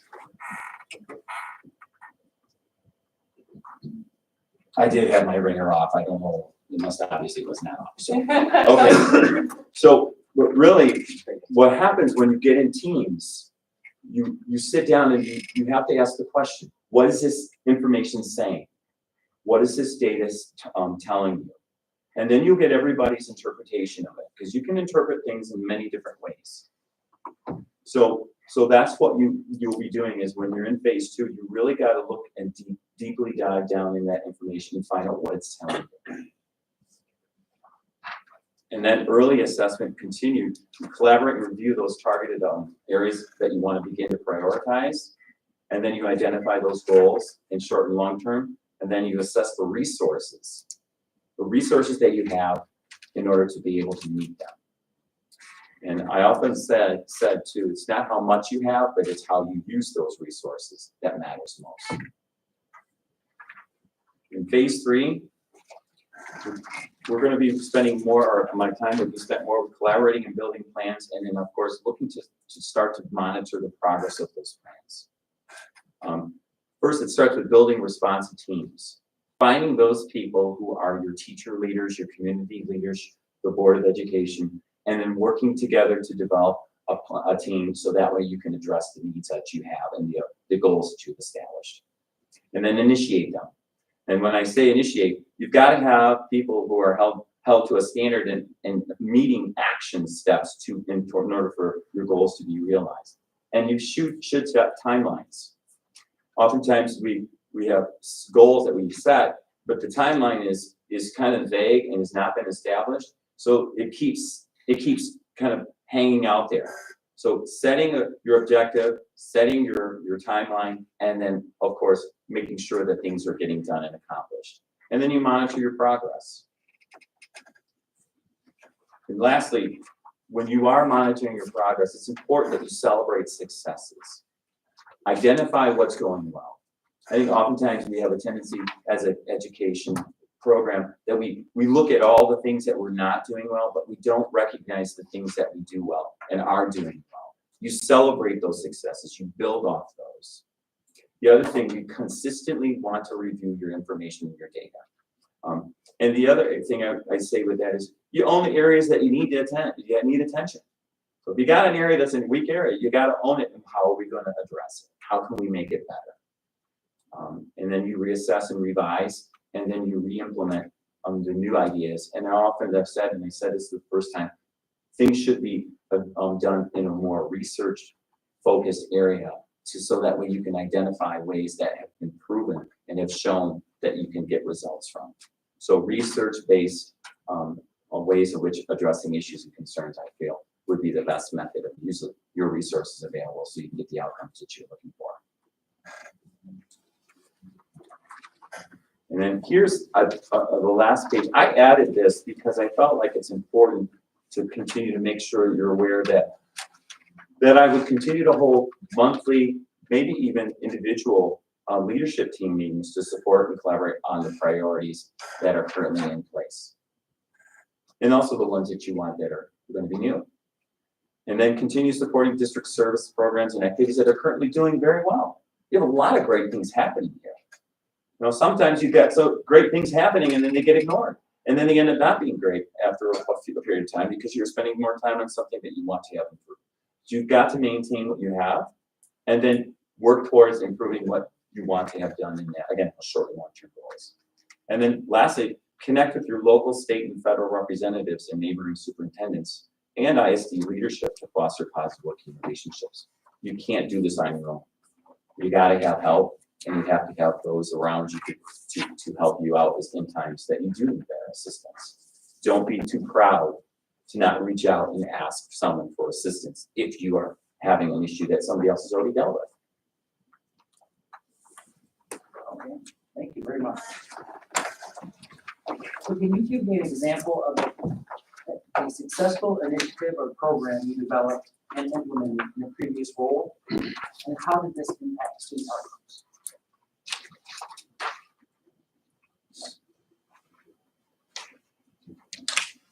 Well, I know your middle school has a label attached to it, and I have been through that. I've experienced that.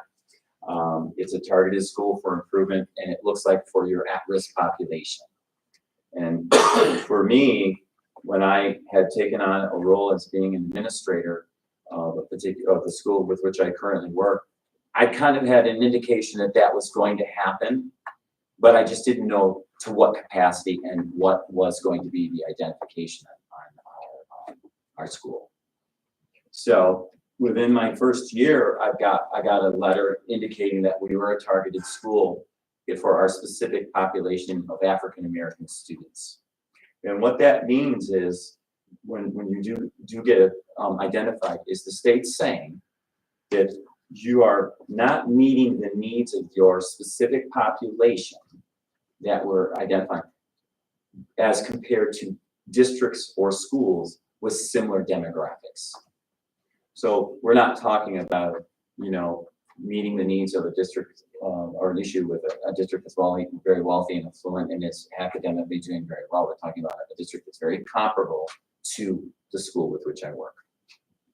So knowing that this was a concern, I looked into ways where we can best meet those students' needs.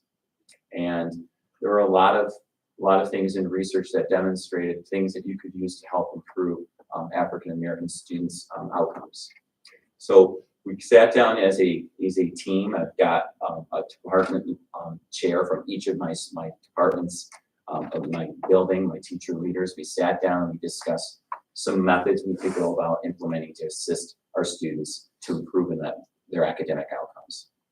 So, but when we were doing that research, we found that the state of Michigan had a program, it's called the African American Student Initiative, that were being put on by a group from the Michigan Department of Education that would allow us to go to a site nearby our district that we could meet with and have conversations and develop plans of how to best meet their needs. So I took a team every month for the next 6 months, at the beginning of the school year, the following year. We would go to these meetings. We sat down in teams. We went through and had conversations about the best ways to improve our relationships with our students, but also talk about cultural proficiency and what were the best methods that have been shown to, and also through research-based methods to help improve those students. And we found that we needed to do a better job of putting ourselves in and having a better understanding of their culture, but also having our own mindset change with their students in our classroom and making sure that we are meeting their needs more attentively. And when we went each month, our team would come back at a staff meeting and we'd share out what we've learned and also how we would address the issues that we were seeing in our classrooms. But based on most of the information, it really what boiled down to, they had a disconnect with our teaching staff because they didn't see themselves as what they had in front of them as a teacher or instructor. They saw a teacher who was looking at them from a different perspective, from their own cultural backgrounds. But once we started to have conversations with our students and including them in having conversations and recognizing their cultural backgrounds and heritage, we were able to improve their outcomes. And within that first year, when we took our state assessments, we were removed from that label. And we have not been on that label since. So I feel like that was something that I'm very proud of. My staff also took the initiative of taking ownership for and us implementing those strategies that we were given in those classrooms to help move that outcome to a better place where it currently is. It hasn't changed. Thank you. So we talk about test scores a lot and how we measure student achievement. What measures have you used outside of test scores to measure student achievement? Well, that's one metric. There are a lot of ways you can identify successes in the classroom. We like to use multiple ways to assess outcomes for our students. We use, we also use student grades, the current grades in their classrooms. We do benchmark assessments. I know I talked with your middle school principal at length, Miss Crossley. Okay, I'm sorry. We talked at length about how they go about doing that. And they utilize their NWA. We do the same. And what we do is we look at those benchmark assessments and we see where they progress from the fall to the winter to the spring. So that's one way we go about utilizing our information. But those are, again, another criteria that we use. The other thing that I often like to look at is what's called EVAS data. And it's student growth data. And you don't just want to look at an outcome, you want to look at how much growth a student is performing and producing in a classroom over time. And that data, I feel, has really served us very well of identifying whether or not we're meeting our students' needs. And then we also have some other data that we look at for our students who are really at risk, that really are struggling to be successful in the classroom, is we have our social emotional information that we do look at very closely with check in, check out, which is a program that we have for our students who really do struggle meeting outcomes in their academics in the classroom. Thank you. Mr. Foster? All right. If you were hired as our next superintendent, what would be your initial approach for starting and building relationships with our current administrators, teachers, paras, and support staff? Well, one of the things I would do is I would be present. I mean, the only way you can build relationships with people is if you're out and about and you're not sitting in your office. You're actually in the classroom. You're in the hallways. You're having conversations with people. You're asking them, what are your needs right now? What can I do to help? What can I do to support you?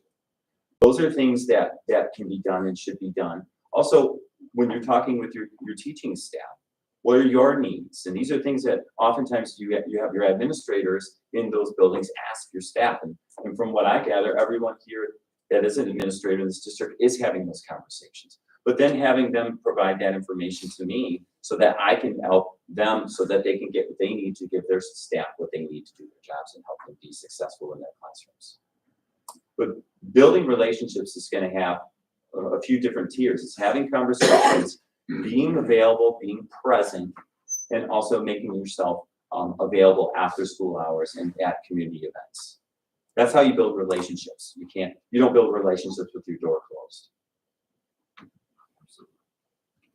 All right, my last question. If you were hired to be our next superintendent, what would be your initial plan to promote our school and the opportunities that we have and the successes that we have had in the past to stop people from taking their kids to neighboring districts? Well, there's so many great things going on here. You have your community center. You right now have a higher enrollment in your kindergarten classes than you had in previous years. You have a lot of resilient staff here. And also we have a lot of resilient and resourceful staff members here that are working with the resources that they have in their job. So how do we get that information out? And also the facilities you have. You have a beautiful campus.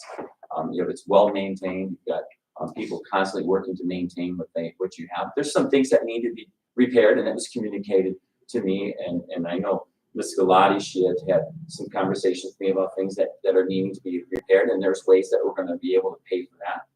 But having that information and then communicating it would happen in a number of ways.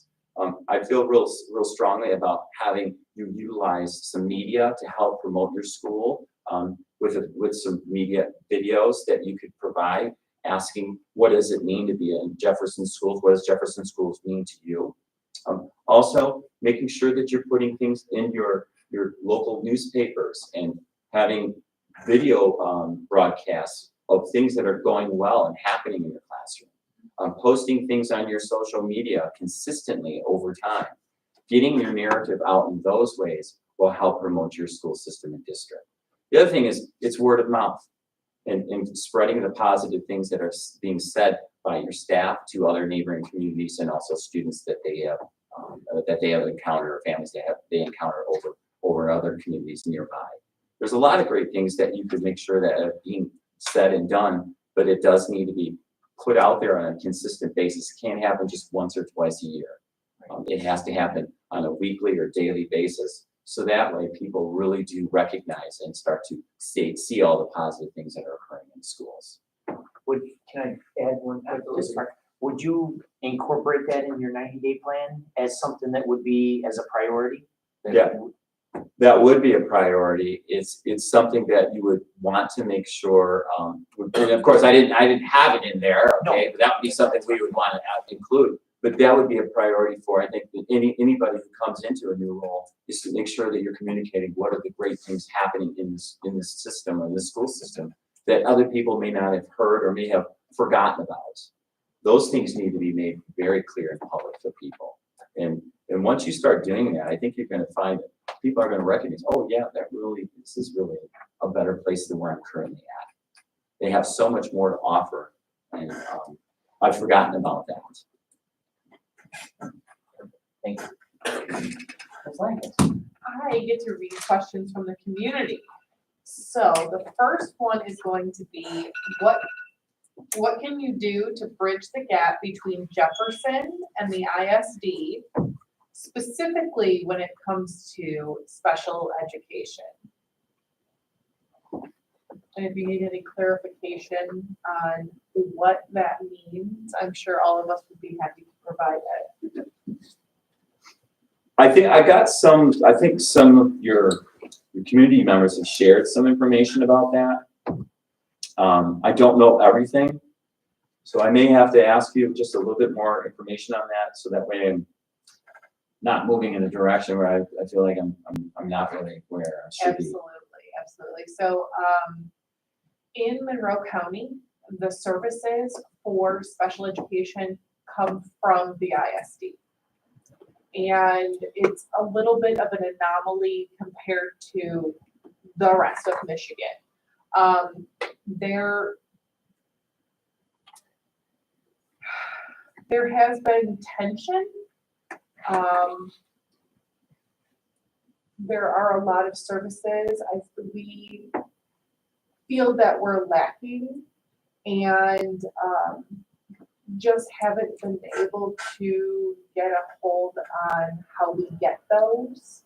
And so it's caused some rift between our district and the ISD. Anybody want to add anything? Yeah, I think it basically boils down to trust, lack of communication, and no confidence in there. I mean, and I have a question also, which I'll tack on if you talk to, Sure. which will maybe explain it better. Okay. I was gonna say, I could add a little bit more, and I think there's been a lot that's gone on. We've had multiple, with the lack of services, that puts a lot of stress on the staff, on the teachers, the parapros. We have staff that have left, parapros that have left. And it's just trying to look at a better way, is what we're really trying to focus on, is what services can be added and what additional things that they should be doing that are probably not taking place. Okay, so here's kind of what I'm hearing. I'm hearing that there may be some stress or some concerns over potentially having special ed students in a general education setting without having as much supports for those teachers in that general education setting. Okay, that's not something that is an uncommon thing that has not been said and has been heard. What I would have to say is I would ask that we would sit down and have a conversation about what does that look like and what are those needs are we needing in these general education settings to help provide the supports for our teachers to make sure they're meeting the needs of those special ed students in those classrooms, because we want those students in the least restrictive environment, so that way they can become competent and be able to work towards independence. That's what we really want. We want our special education students to work towards independence, but it doesn't sound like it's working that way. And it may be because of a variety of reasons, and it sounds like communication, no confidence, and lack of trust. So that has to be established. So one of the things that you would need to do is have everybody sit down and have a conversation about what are the concerns that you're having in your rooms. And what would be a method we could provide extra support for your teaching staff to meet those needs? And one way with which I have addressed this issue and things that I have done in the past is we provide, again, I'm not speaking for the ISD. I can't speak for them, okay? But as a district leader, we can provide extra supports for those teachers in those classrooms. But to me, it can be in the form of a paraprofessional, okay? But to me, that is one method. Another method would be to have a certified special education teacher working in unison with that general education teacher to help provide supports for those students who have high needs. And it may mean you have to schedule specific hours with those students in those rooms and with that extra support. So there's a lot of other ways you could probably go about working towards that, but this is one way that I found that has worked very well. It's not team teaching, it's adding extra support, a layer of support in that classroom. The other thing too that works very well too is you have to have expectations. You have to set, here are some expectations that we have for specific students in certain settings. And you have your counseling department, your social workers work with you, and your behavior specialists work with you to help build a plan to help make sure those students are following those expectations. It gets very complicated. I've dealt with it myself. I've dealt with it as a teacher as well as a school community leader. But the thing is, you cannot exclude them. You have to find a way to meet their needs along with your general education population. And that's where the balance is. And by talking with your ISD and having some very frank conversations about your needs, it's real important to do that. So I think that's how I would go about handling it. And then look for ways to provide layered support for your teaching staff and for your parapros that are working with students that have high needs. It's not easy. 18% of your student population needs special education supports and services. And that is a very challenging population because they need more extra support and help to meet their needs academically as well. And they're entitled to that. So I have a follow-up on that question. So, and I'm not an educator by trade, but in my opinion, least restrictive for my student could be completely different than least restrictive for this student. So if I put you in a scenario where you're having your administrator or your teacher come to you and say, this student's not ready to be in this class, but the ISD is coming to you and saying, yes, they are. How do you support your staff member? You have to communicate with the ISD that that's not the case. And you have to have data to support that. You can't just say, well, this student is not able to be in my classroom. They can't do it now. Well, where's your data to show that he's not or she's not? So what we do is we do an anecdotal record of the behaviors that we're seeing from that student to see if it's consistent in other classrooms. Maybe it's just in yours. That has happened. I'm just saying, folks. So you have to make sure you have your data to support what you're telling your partners and saying, look, here's what we're seeing. This isn't just happening here, it's happening across these other classrooms. Maybe this is not the best location and the student needs a different path and a different support or a place for them to have their education in a specific classroom. So you can do that, but you've got to have the data support that. I've gone to meetings where we all know that this is not working, but I don't have any information to really say that. Then your ISD is going to say, well, we think that this is going to be okay. So if you have what you've collected and you share that with them, and they also look at had their people come out to do their observations. If you're all seeing the same things, then you have to have a different plan. If you keep doing the same thing and beating your head up against the wall, that's the definition of insanity. You've got to come up with a different plan. And those plans should always be changing. It should be always adjusted and changing to find the one that works best for that student and also in that environment. And there's a lot of things that go to get involved with that. Can I jump on that? You mentioned earlier layer support. Okay, and I understand that. But what if both sides recognize that there is none? And unfortunately, because there is none, what do you do? you have to start to establish it. If you don't have any layers of support in place, you're gonna fail. Well, if it's both recognized, both sides, and it's really not actually there, well, then what? What You have to build a plan, and that to me is, if there's no plan, then there's gonna be no success. Plan on our side or ISD side? Or you have to work together. You have to. What if there's some tension between both sides and they're having a hard time working together? How would you bridge that? Well, when you come to the tables, when you negotiate, you have to have give and take. Okay, they're advocating for the student. You're advocating for not just those students, but the students that are in the general education setting as well. But you also have to understand that they cannot, and they are required again by law they have rights. But we also need to identify that everyone else in that classroom has rights to a proper and quality education as well. So there's where you have to sit down together and come up with a plan together. Usually one-sided plans don't usually leave the other person who leaves the table feeling very, very, very positive. But the other thing is too, having no plan doesn't make anybody happy. And right now it sounds like there may not be a plan for either side, or maybe there's one plan and the other person's not unwilling to bend. So that's a part of building a plan together, as opposed to it's either my way or it's nothing. And that's where you're going to have to find a way to mend that and build those conversations and collaborate and come up with a plan, and then you implement it, you review it, you assess it, and if it's not working, you make adjustments, and then you go back to it, and then you redo it, and you keep working. The democracy is the most messy form of government, but it's at least a fair government where people have a voice. And if you silence somebody, then you're going to have resentment. And if you have resentment, you are not going to be able to move anybody forward. You've got to be able to sit down and accept what's yours, and they have to accept what's theirs. But now, how can we really meet the needs of the people who really need our help, and that's the kids. They're the ones that are the priority. We got to make that our priority when we have conversations.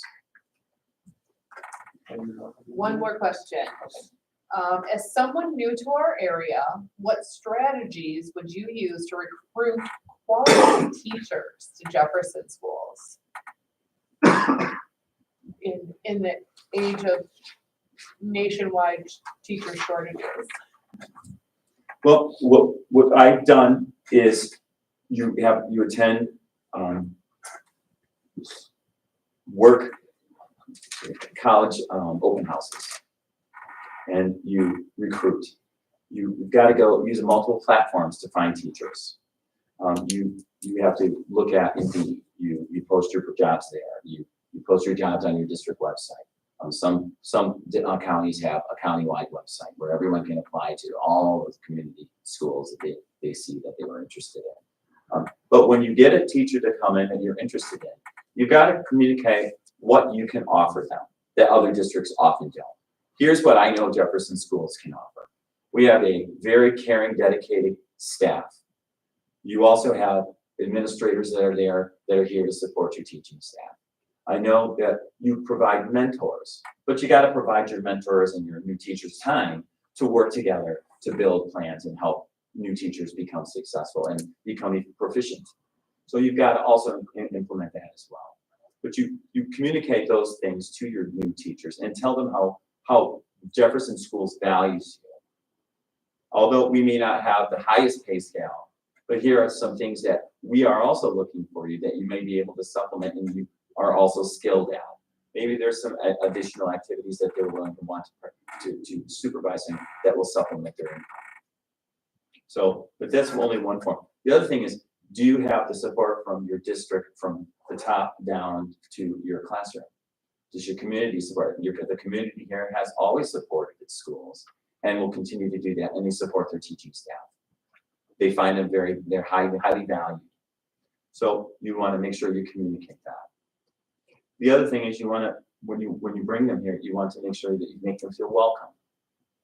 You know, oftentimes when you go to places, sometimes people are going through an interview and then you don't feel welcome. But those are very important things that you can do to make sure that you convey to those new teachers, this is a good place to work. I've had people who have gone to high-paid districts but want to move to a district that is not such a stressful environment, but that does care about their teachers, and they're willing to take a cut in their pay to go to a place that actually values the teaching staff. And those are things that I feel like you can provide new teachers, and to recruit them, you have to be consistently active in doing so. Again, I'd like to ask my staff if they know of anybody. I talk to colleges and universities about graduates that are finishing up their degrees, who would be good candidates. People who are student teaching in your district, if they're doing a fine job, communicate to them that there may be a potential opening, or if there is an opening, encouraging them to apply. There are others, people who come in and substitute teach that you know would be a great teacher.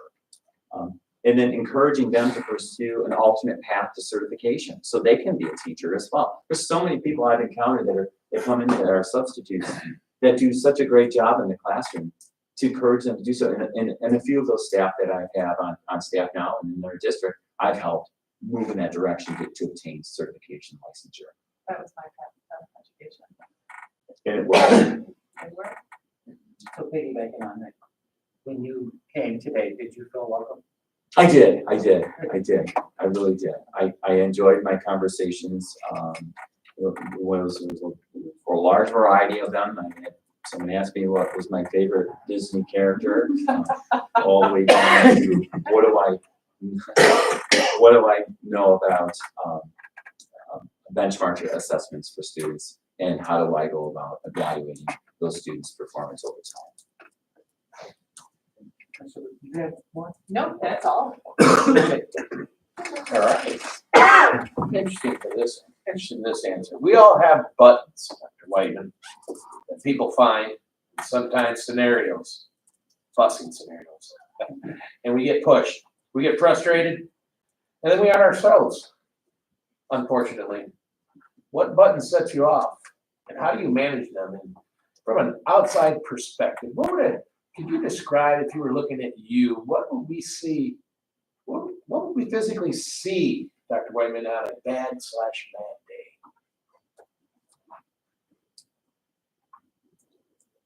What sets me off? People who are narcissists. It makes me, people who put their own needs ahead of others. If they have an agenda, they're working for their own agenda. People who are intentionally sabotaging people's best efforts, and also our objectives as a group, as a team. Those are things that upset me.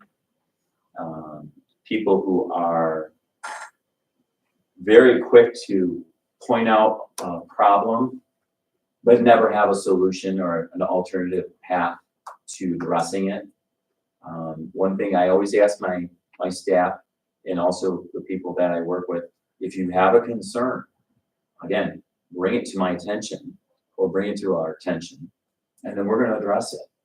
But you should have and bring to the table an idea of how to address the concern. Because I feel like it's too easy to walk around complaining. Okay, what are we going to do about it? So if you have a situation, you're upset about it, then let's find a solution. But people who just come in and they just or say things and they just walk away, and they don't want to have anything to do with the resolution of the issue, to bring it to the table. You know, everybody wants to put a plate of something in front of you. Okay, how do we clear it? So, but what does that look like for me? I have a tendency to, I will typically walk away.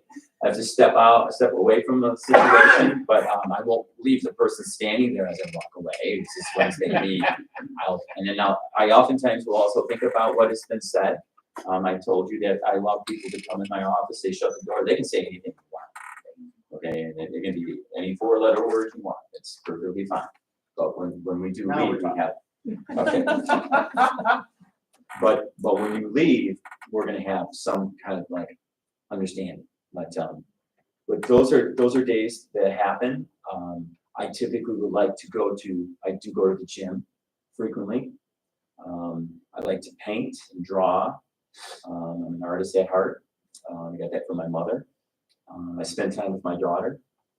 I like to spend more times with her, outside playing. We play board games and things like that too. But how am I going to address that? But then it's the follow-up conversation after you're up. You never want to respond to somebody when you're upset. You typically will say something you'll regret, or you'll send an email or a text that ends up becoming on social media, or a social media post that ends up becoming, something that someone else is using, in a way they shouldn't, or they should, depending on what you say. So I like to kind of step back before I have continue with the conversation, and think before you respond.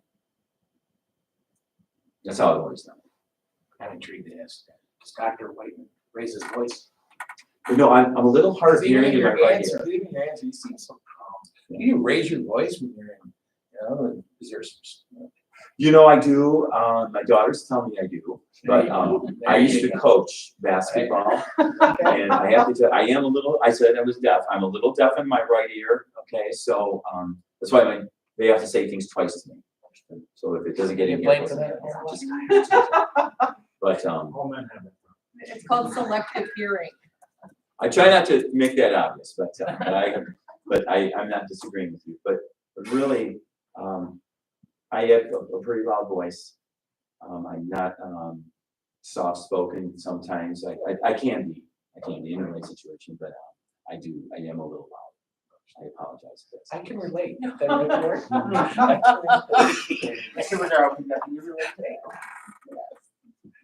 Thank you. My next question. Soften up. Jefferson holds itself pretty highly with the sports program. Okay. As a superintendent, what is your involvement? How do you see running our sports program? Well, let me tell you, I did meet, I believe her name is Mrs. Epler. I'm going to get that right. She is your athletic director, and I did talk to Mr. Abrams, who's your dean of students at the high school. I have to say I'm very impressed with the way she has put together your athletic program here after having a conversation. I feel like she has a real good vision for your district. You have a very strong track program. My thought is, how can you continue with that when you have a gentleman who maybe wants to continue with that, and if you choose not to, how can we maintain that?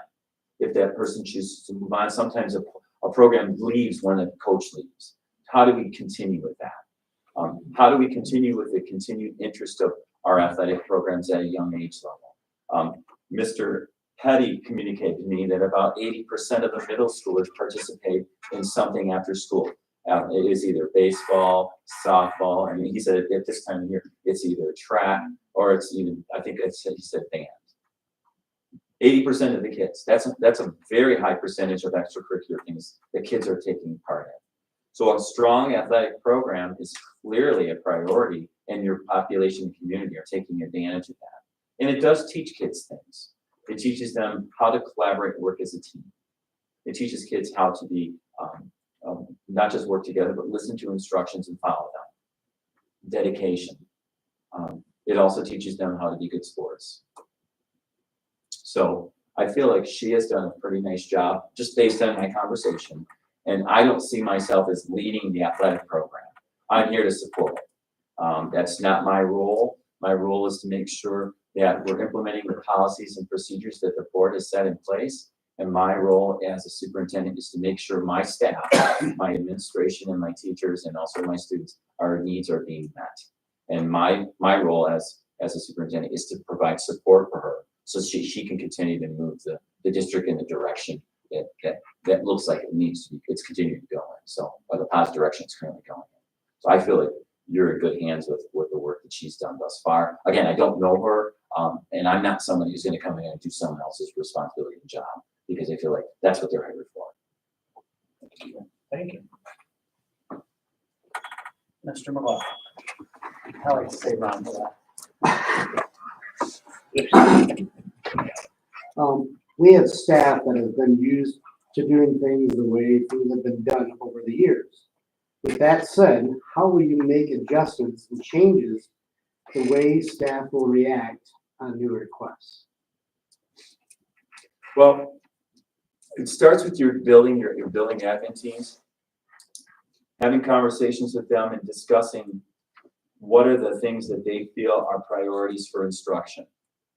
I mean, I can tell people what to do, okay, but to me, that's not the best way to lead.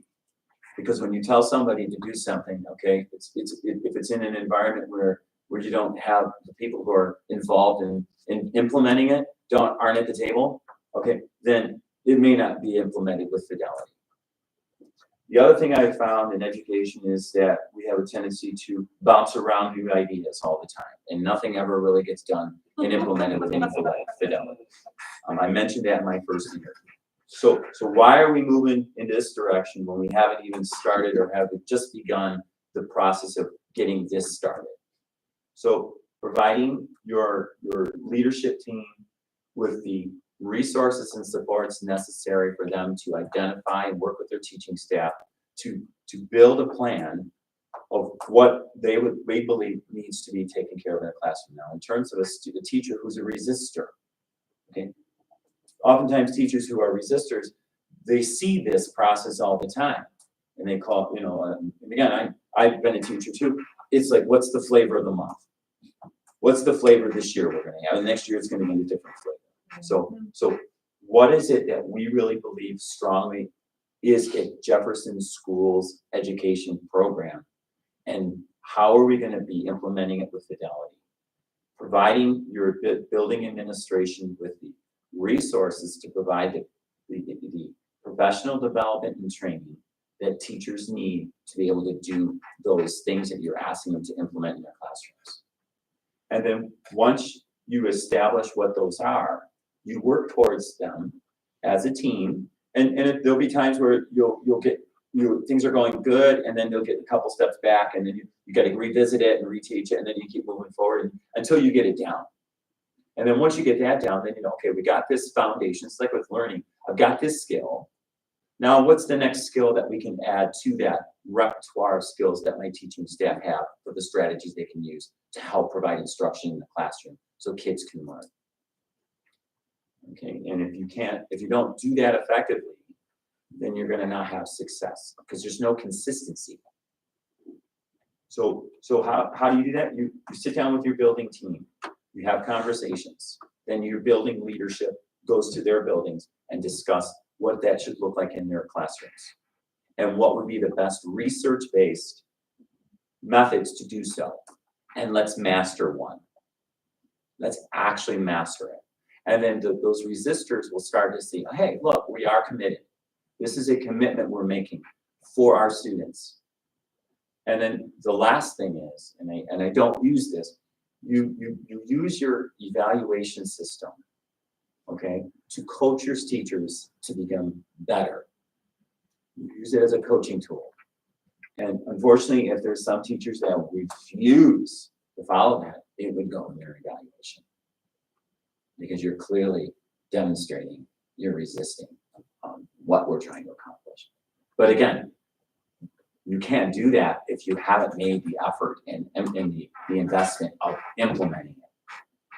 If you don't do that, how can you put that in evaluation? You haven't put the time in to really train anybody effectively. Do you see in program implementation putting a time minimum that in the adoption to implement it with fidelity? Do you we're going to do this for a year, and if it doesn't work, or? Well, with any goal, you want to have kind of a definition of what is the time frame you want to accomplish this in. Okay, you should, otherwise it'll never get accomplished. So you would have to sit down and figure out what would that timeline look like. Like if you buy your district new interactive displays for your teachers to utilize in their classrooms to help support their instruction, and you provide training at the beginning of the year, okay, and you never revisit it, that tool, okay, again, it's a tool, may never get utilized how more effectively and efficiently if they had consistent training over time. Mm-hmm. So that would be a waste of a resource. So that's kind of how I would see it as, you'd have to work it in that direction, in that manner.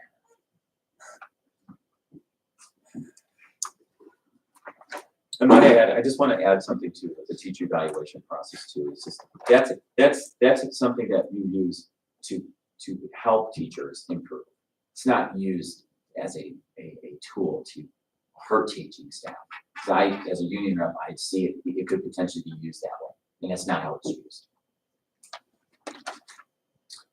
How will you continue to grow our CTE programs, and what other CTE courses would you have in mind? I did meet with Ms. Crossley. She had communicated you have an outstanding autos CTE program. You have also an outstanding construction program here. And then you have, I believe it was marketing. Those are your three, and they're full, which shows that you have a high interest. The nice thing that you have here is that you're doing it in-house. So other ideas, again, I'm again just throwing this out there. There are ideas that other people, where you're bringing in skilled trades. I've seen schools and districts work on bringing in welding. Okay, you have an auto facility, and you may have to add on. Okay, or maybe you have another space. Another thing that I've seen done a lot is culinary arts. That may be something to look at. I really feel very strongly on the STEAM program. Computer programming is something I feel like could be taught. It could be taught, and maybe there's already. That would be another avenue for students to move into career and college readiness. You do have a very fine program here. I do see that your greenhouse is being fixed and updated. Maybe there's something there we can utilize for FFA program for your district. This is still agricultural community. How much of that is being implemented in the school, and can you bring that into your building? Thank you. Mr. Pratt?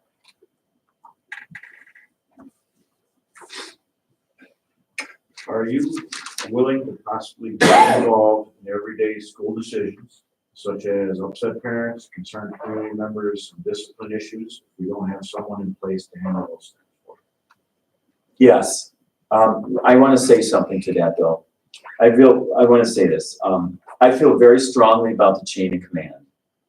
Okay? I think a lot of people like to leapfrog rather than go to the actual problem or concern. And when I have a parent complaint, and I'm just telling you how I handle things, okay? I'm more than willing to listen to hear what you have to say, but I'm also going to be reaching out to that staff member to have a conversation and have them have and request that you have a conversation with that staff member. Because I feel like you've jumped ahead of the person you really need to bring this down to, okay? So when an issue arises, you want to resolve it at the lowest level possible, okay? You know, I know there are times where board members also get calls. I mean, I have,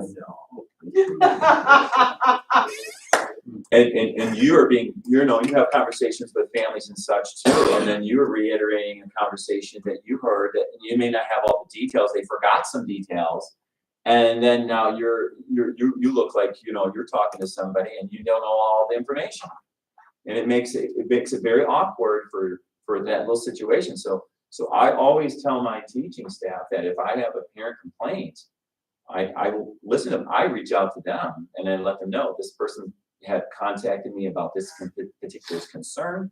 Please reach out to them and have a conversation, and then get back with me about how things went. And I have to say, 99% of the time, it gets resolved there. Because oftentimes, I'm not saying that this happens all the time, kids go home, they get their narrative out there. Okay, my daughters are always done that too. They tell me what happened. And then I go and I talk to the teacher or the coach or the other person, and then I find out what really happened. Okay, so, but I'm not saying that those aren't concerns that need to be be addressed, but listening is important, but then moving it down to where it needs to be really talked about and addressed. And that's just how I am, and I would communicate that from everyone that would work, obviously with me, that's the process we take.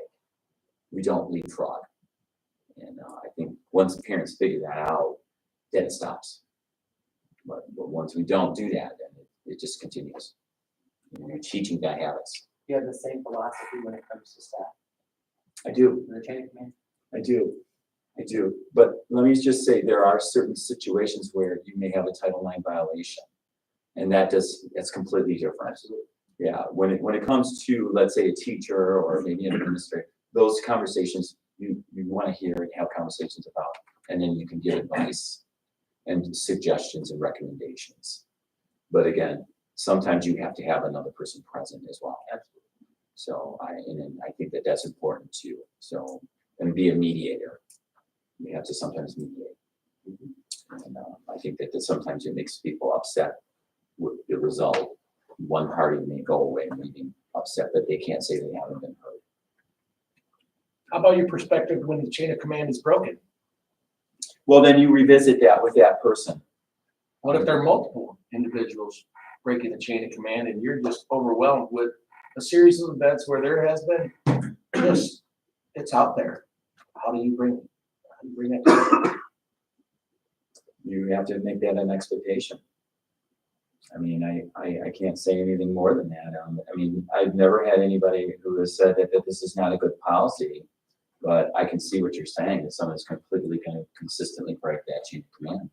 Well, one thing that's happened is narratives happen to change and come from all angles, so it's your position to get to that narrative It's true. and communicate, correct? Yeah, it would be to come up with what really happened. And that's why you have to follow due process. Everybody who's involved, everybody who has a concern, and then once you do due process, then you can get a good idea of what actually occurred. And if you don't have those conversations and actually investigate, then you may not really get down to the real issue. Yeah, I do, yep. With not having superintendent experience, what do you feel will be your best asset to run the job? Well, I want to say, Thomas, that I don't yet. Okay, but I will say that I have pursued ways and means to give me the time and experience that if I were to be able to get the opportunity to serve in that capacity, that I would not be figuring it out on my own. So I did go through some training through the Michigan Leadership Institute to make sure that I would be prepared for this. I am an expert in school policy, as well as, I'm not saying an expert in school law, but I know a vast amount of that. I'm very knowledgeable about school finance. I'm also very knowledgeable about school law, Title IX. I have a lot of experience in a variety of capacities. I have a K-12 experience.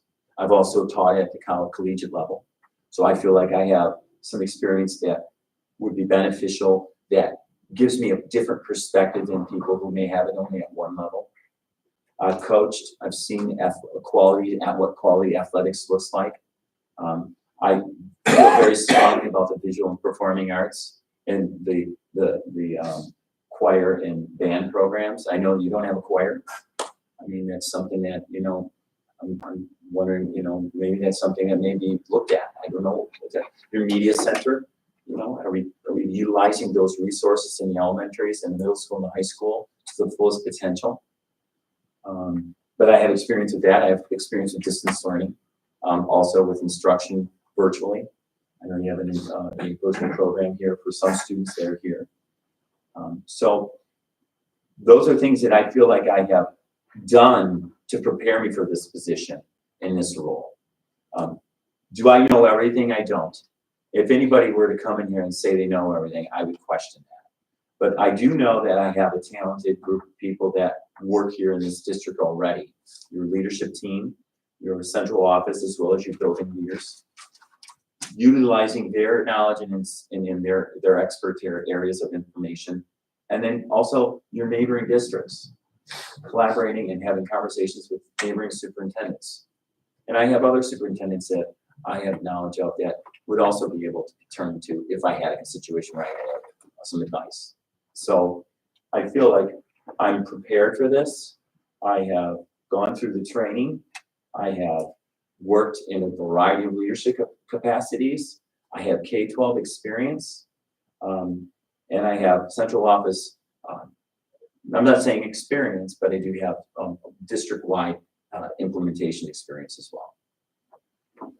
Thank you. Mr. Beck. Two of my questions already got answered. Sorry. Okay, you're gonna, if you were to get the superintendent's job, you're gonna be wearing many hats, a lot of hats. You are constantly being asked to multitask. However, you are being constantly interrupted quite often and visited quite often, and many emails every day wanting information almost immediately from staff and board members. How do you address this issue? We do that, I do that right now. I think all of us in here probably do that, even as a teacher. But let me say, prioritizing what is really important, triaging what needs to be done. If there is a situation that requires more attention, immediate attention, you take care of that. I also write, I'm a list maker. And I write down everything that I have to get done, or things that are priorities and things that are things that can be done, not right away, but later on. So prioritizing what needs to be done right now are things that I typically will do.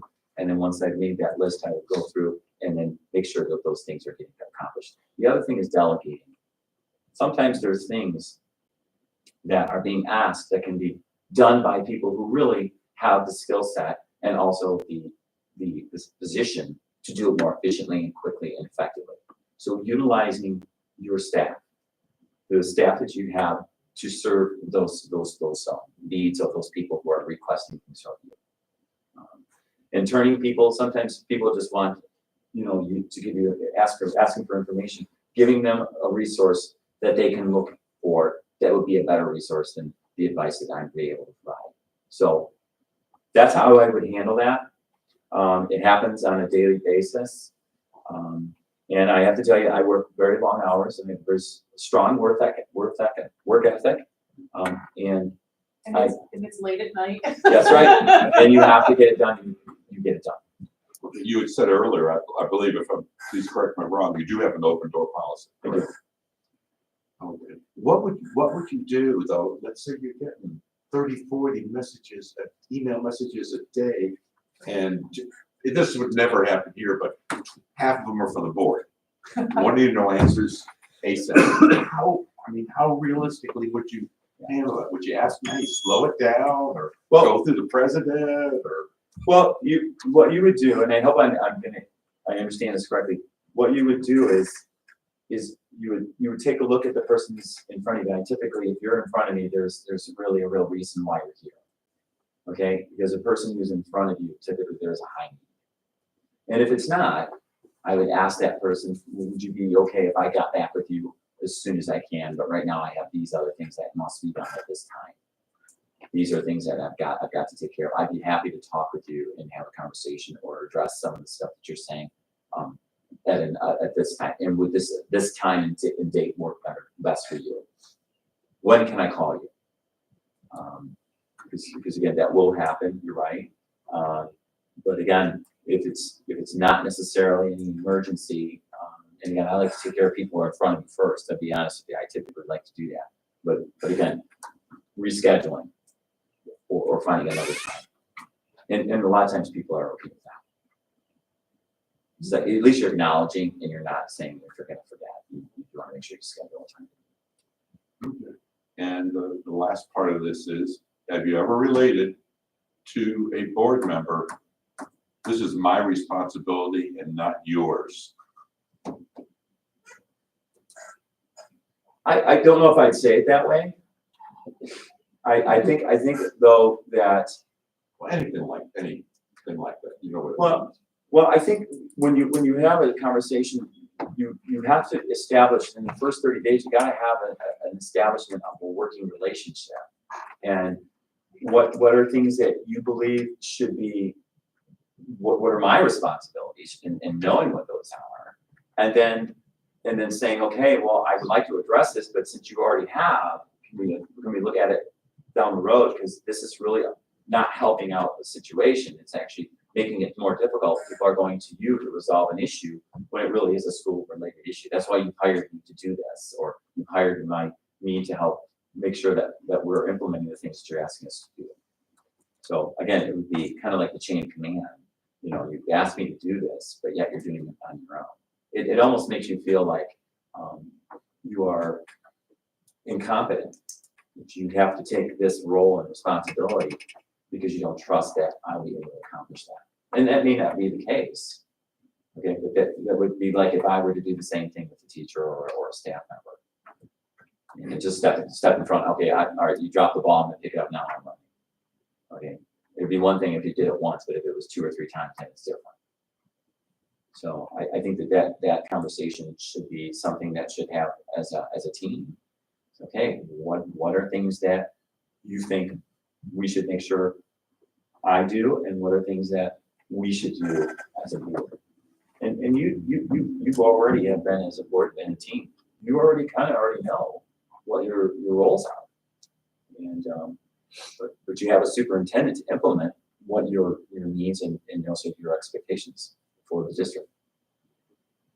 Thank you. Any other follow-up questions? Okay. Well, we thank you for the conversation this evening. We hope your visit with our staff, our students, and the board made you feel welcome. At this time, do you have any questions for us? You know, I don't. I do want to say I know it's late. We And will offer time for our closing statement as well.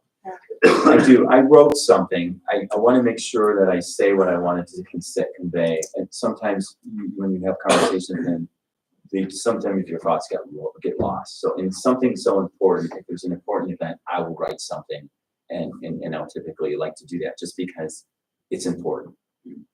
So this is the closing statement that I would like to share with you and leave with you for today.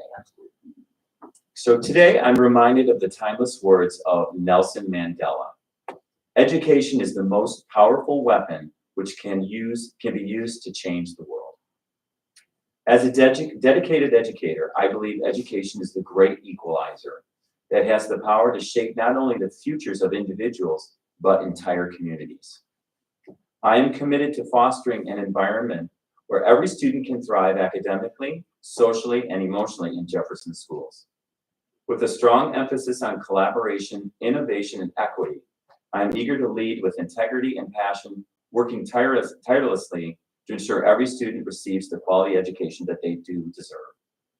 Together, we will embark on this journey of continued excellence to empower our students to become the leaders and change makers of tomorrow. I respectfully thank you for considering me for this important role and hope that I will have the opportunity to serve in that capacity for you in the future. Thank you for your time. I really appreciate you hosting me. I appreciate all the people who stayed, and I really appreciate your community and everything that you've provided me on my visit here today. Well, we thank you again for your interest in our school. It was a pleasure getting to know you more. We hope to be ready to select at the end of tomorrow evening. We'll deliberate on all 3 candidates, and we'll be in touch very soon. Thank you. Thank you. Safe travels home. Thank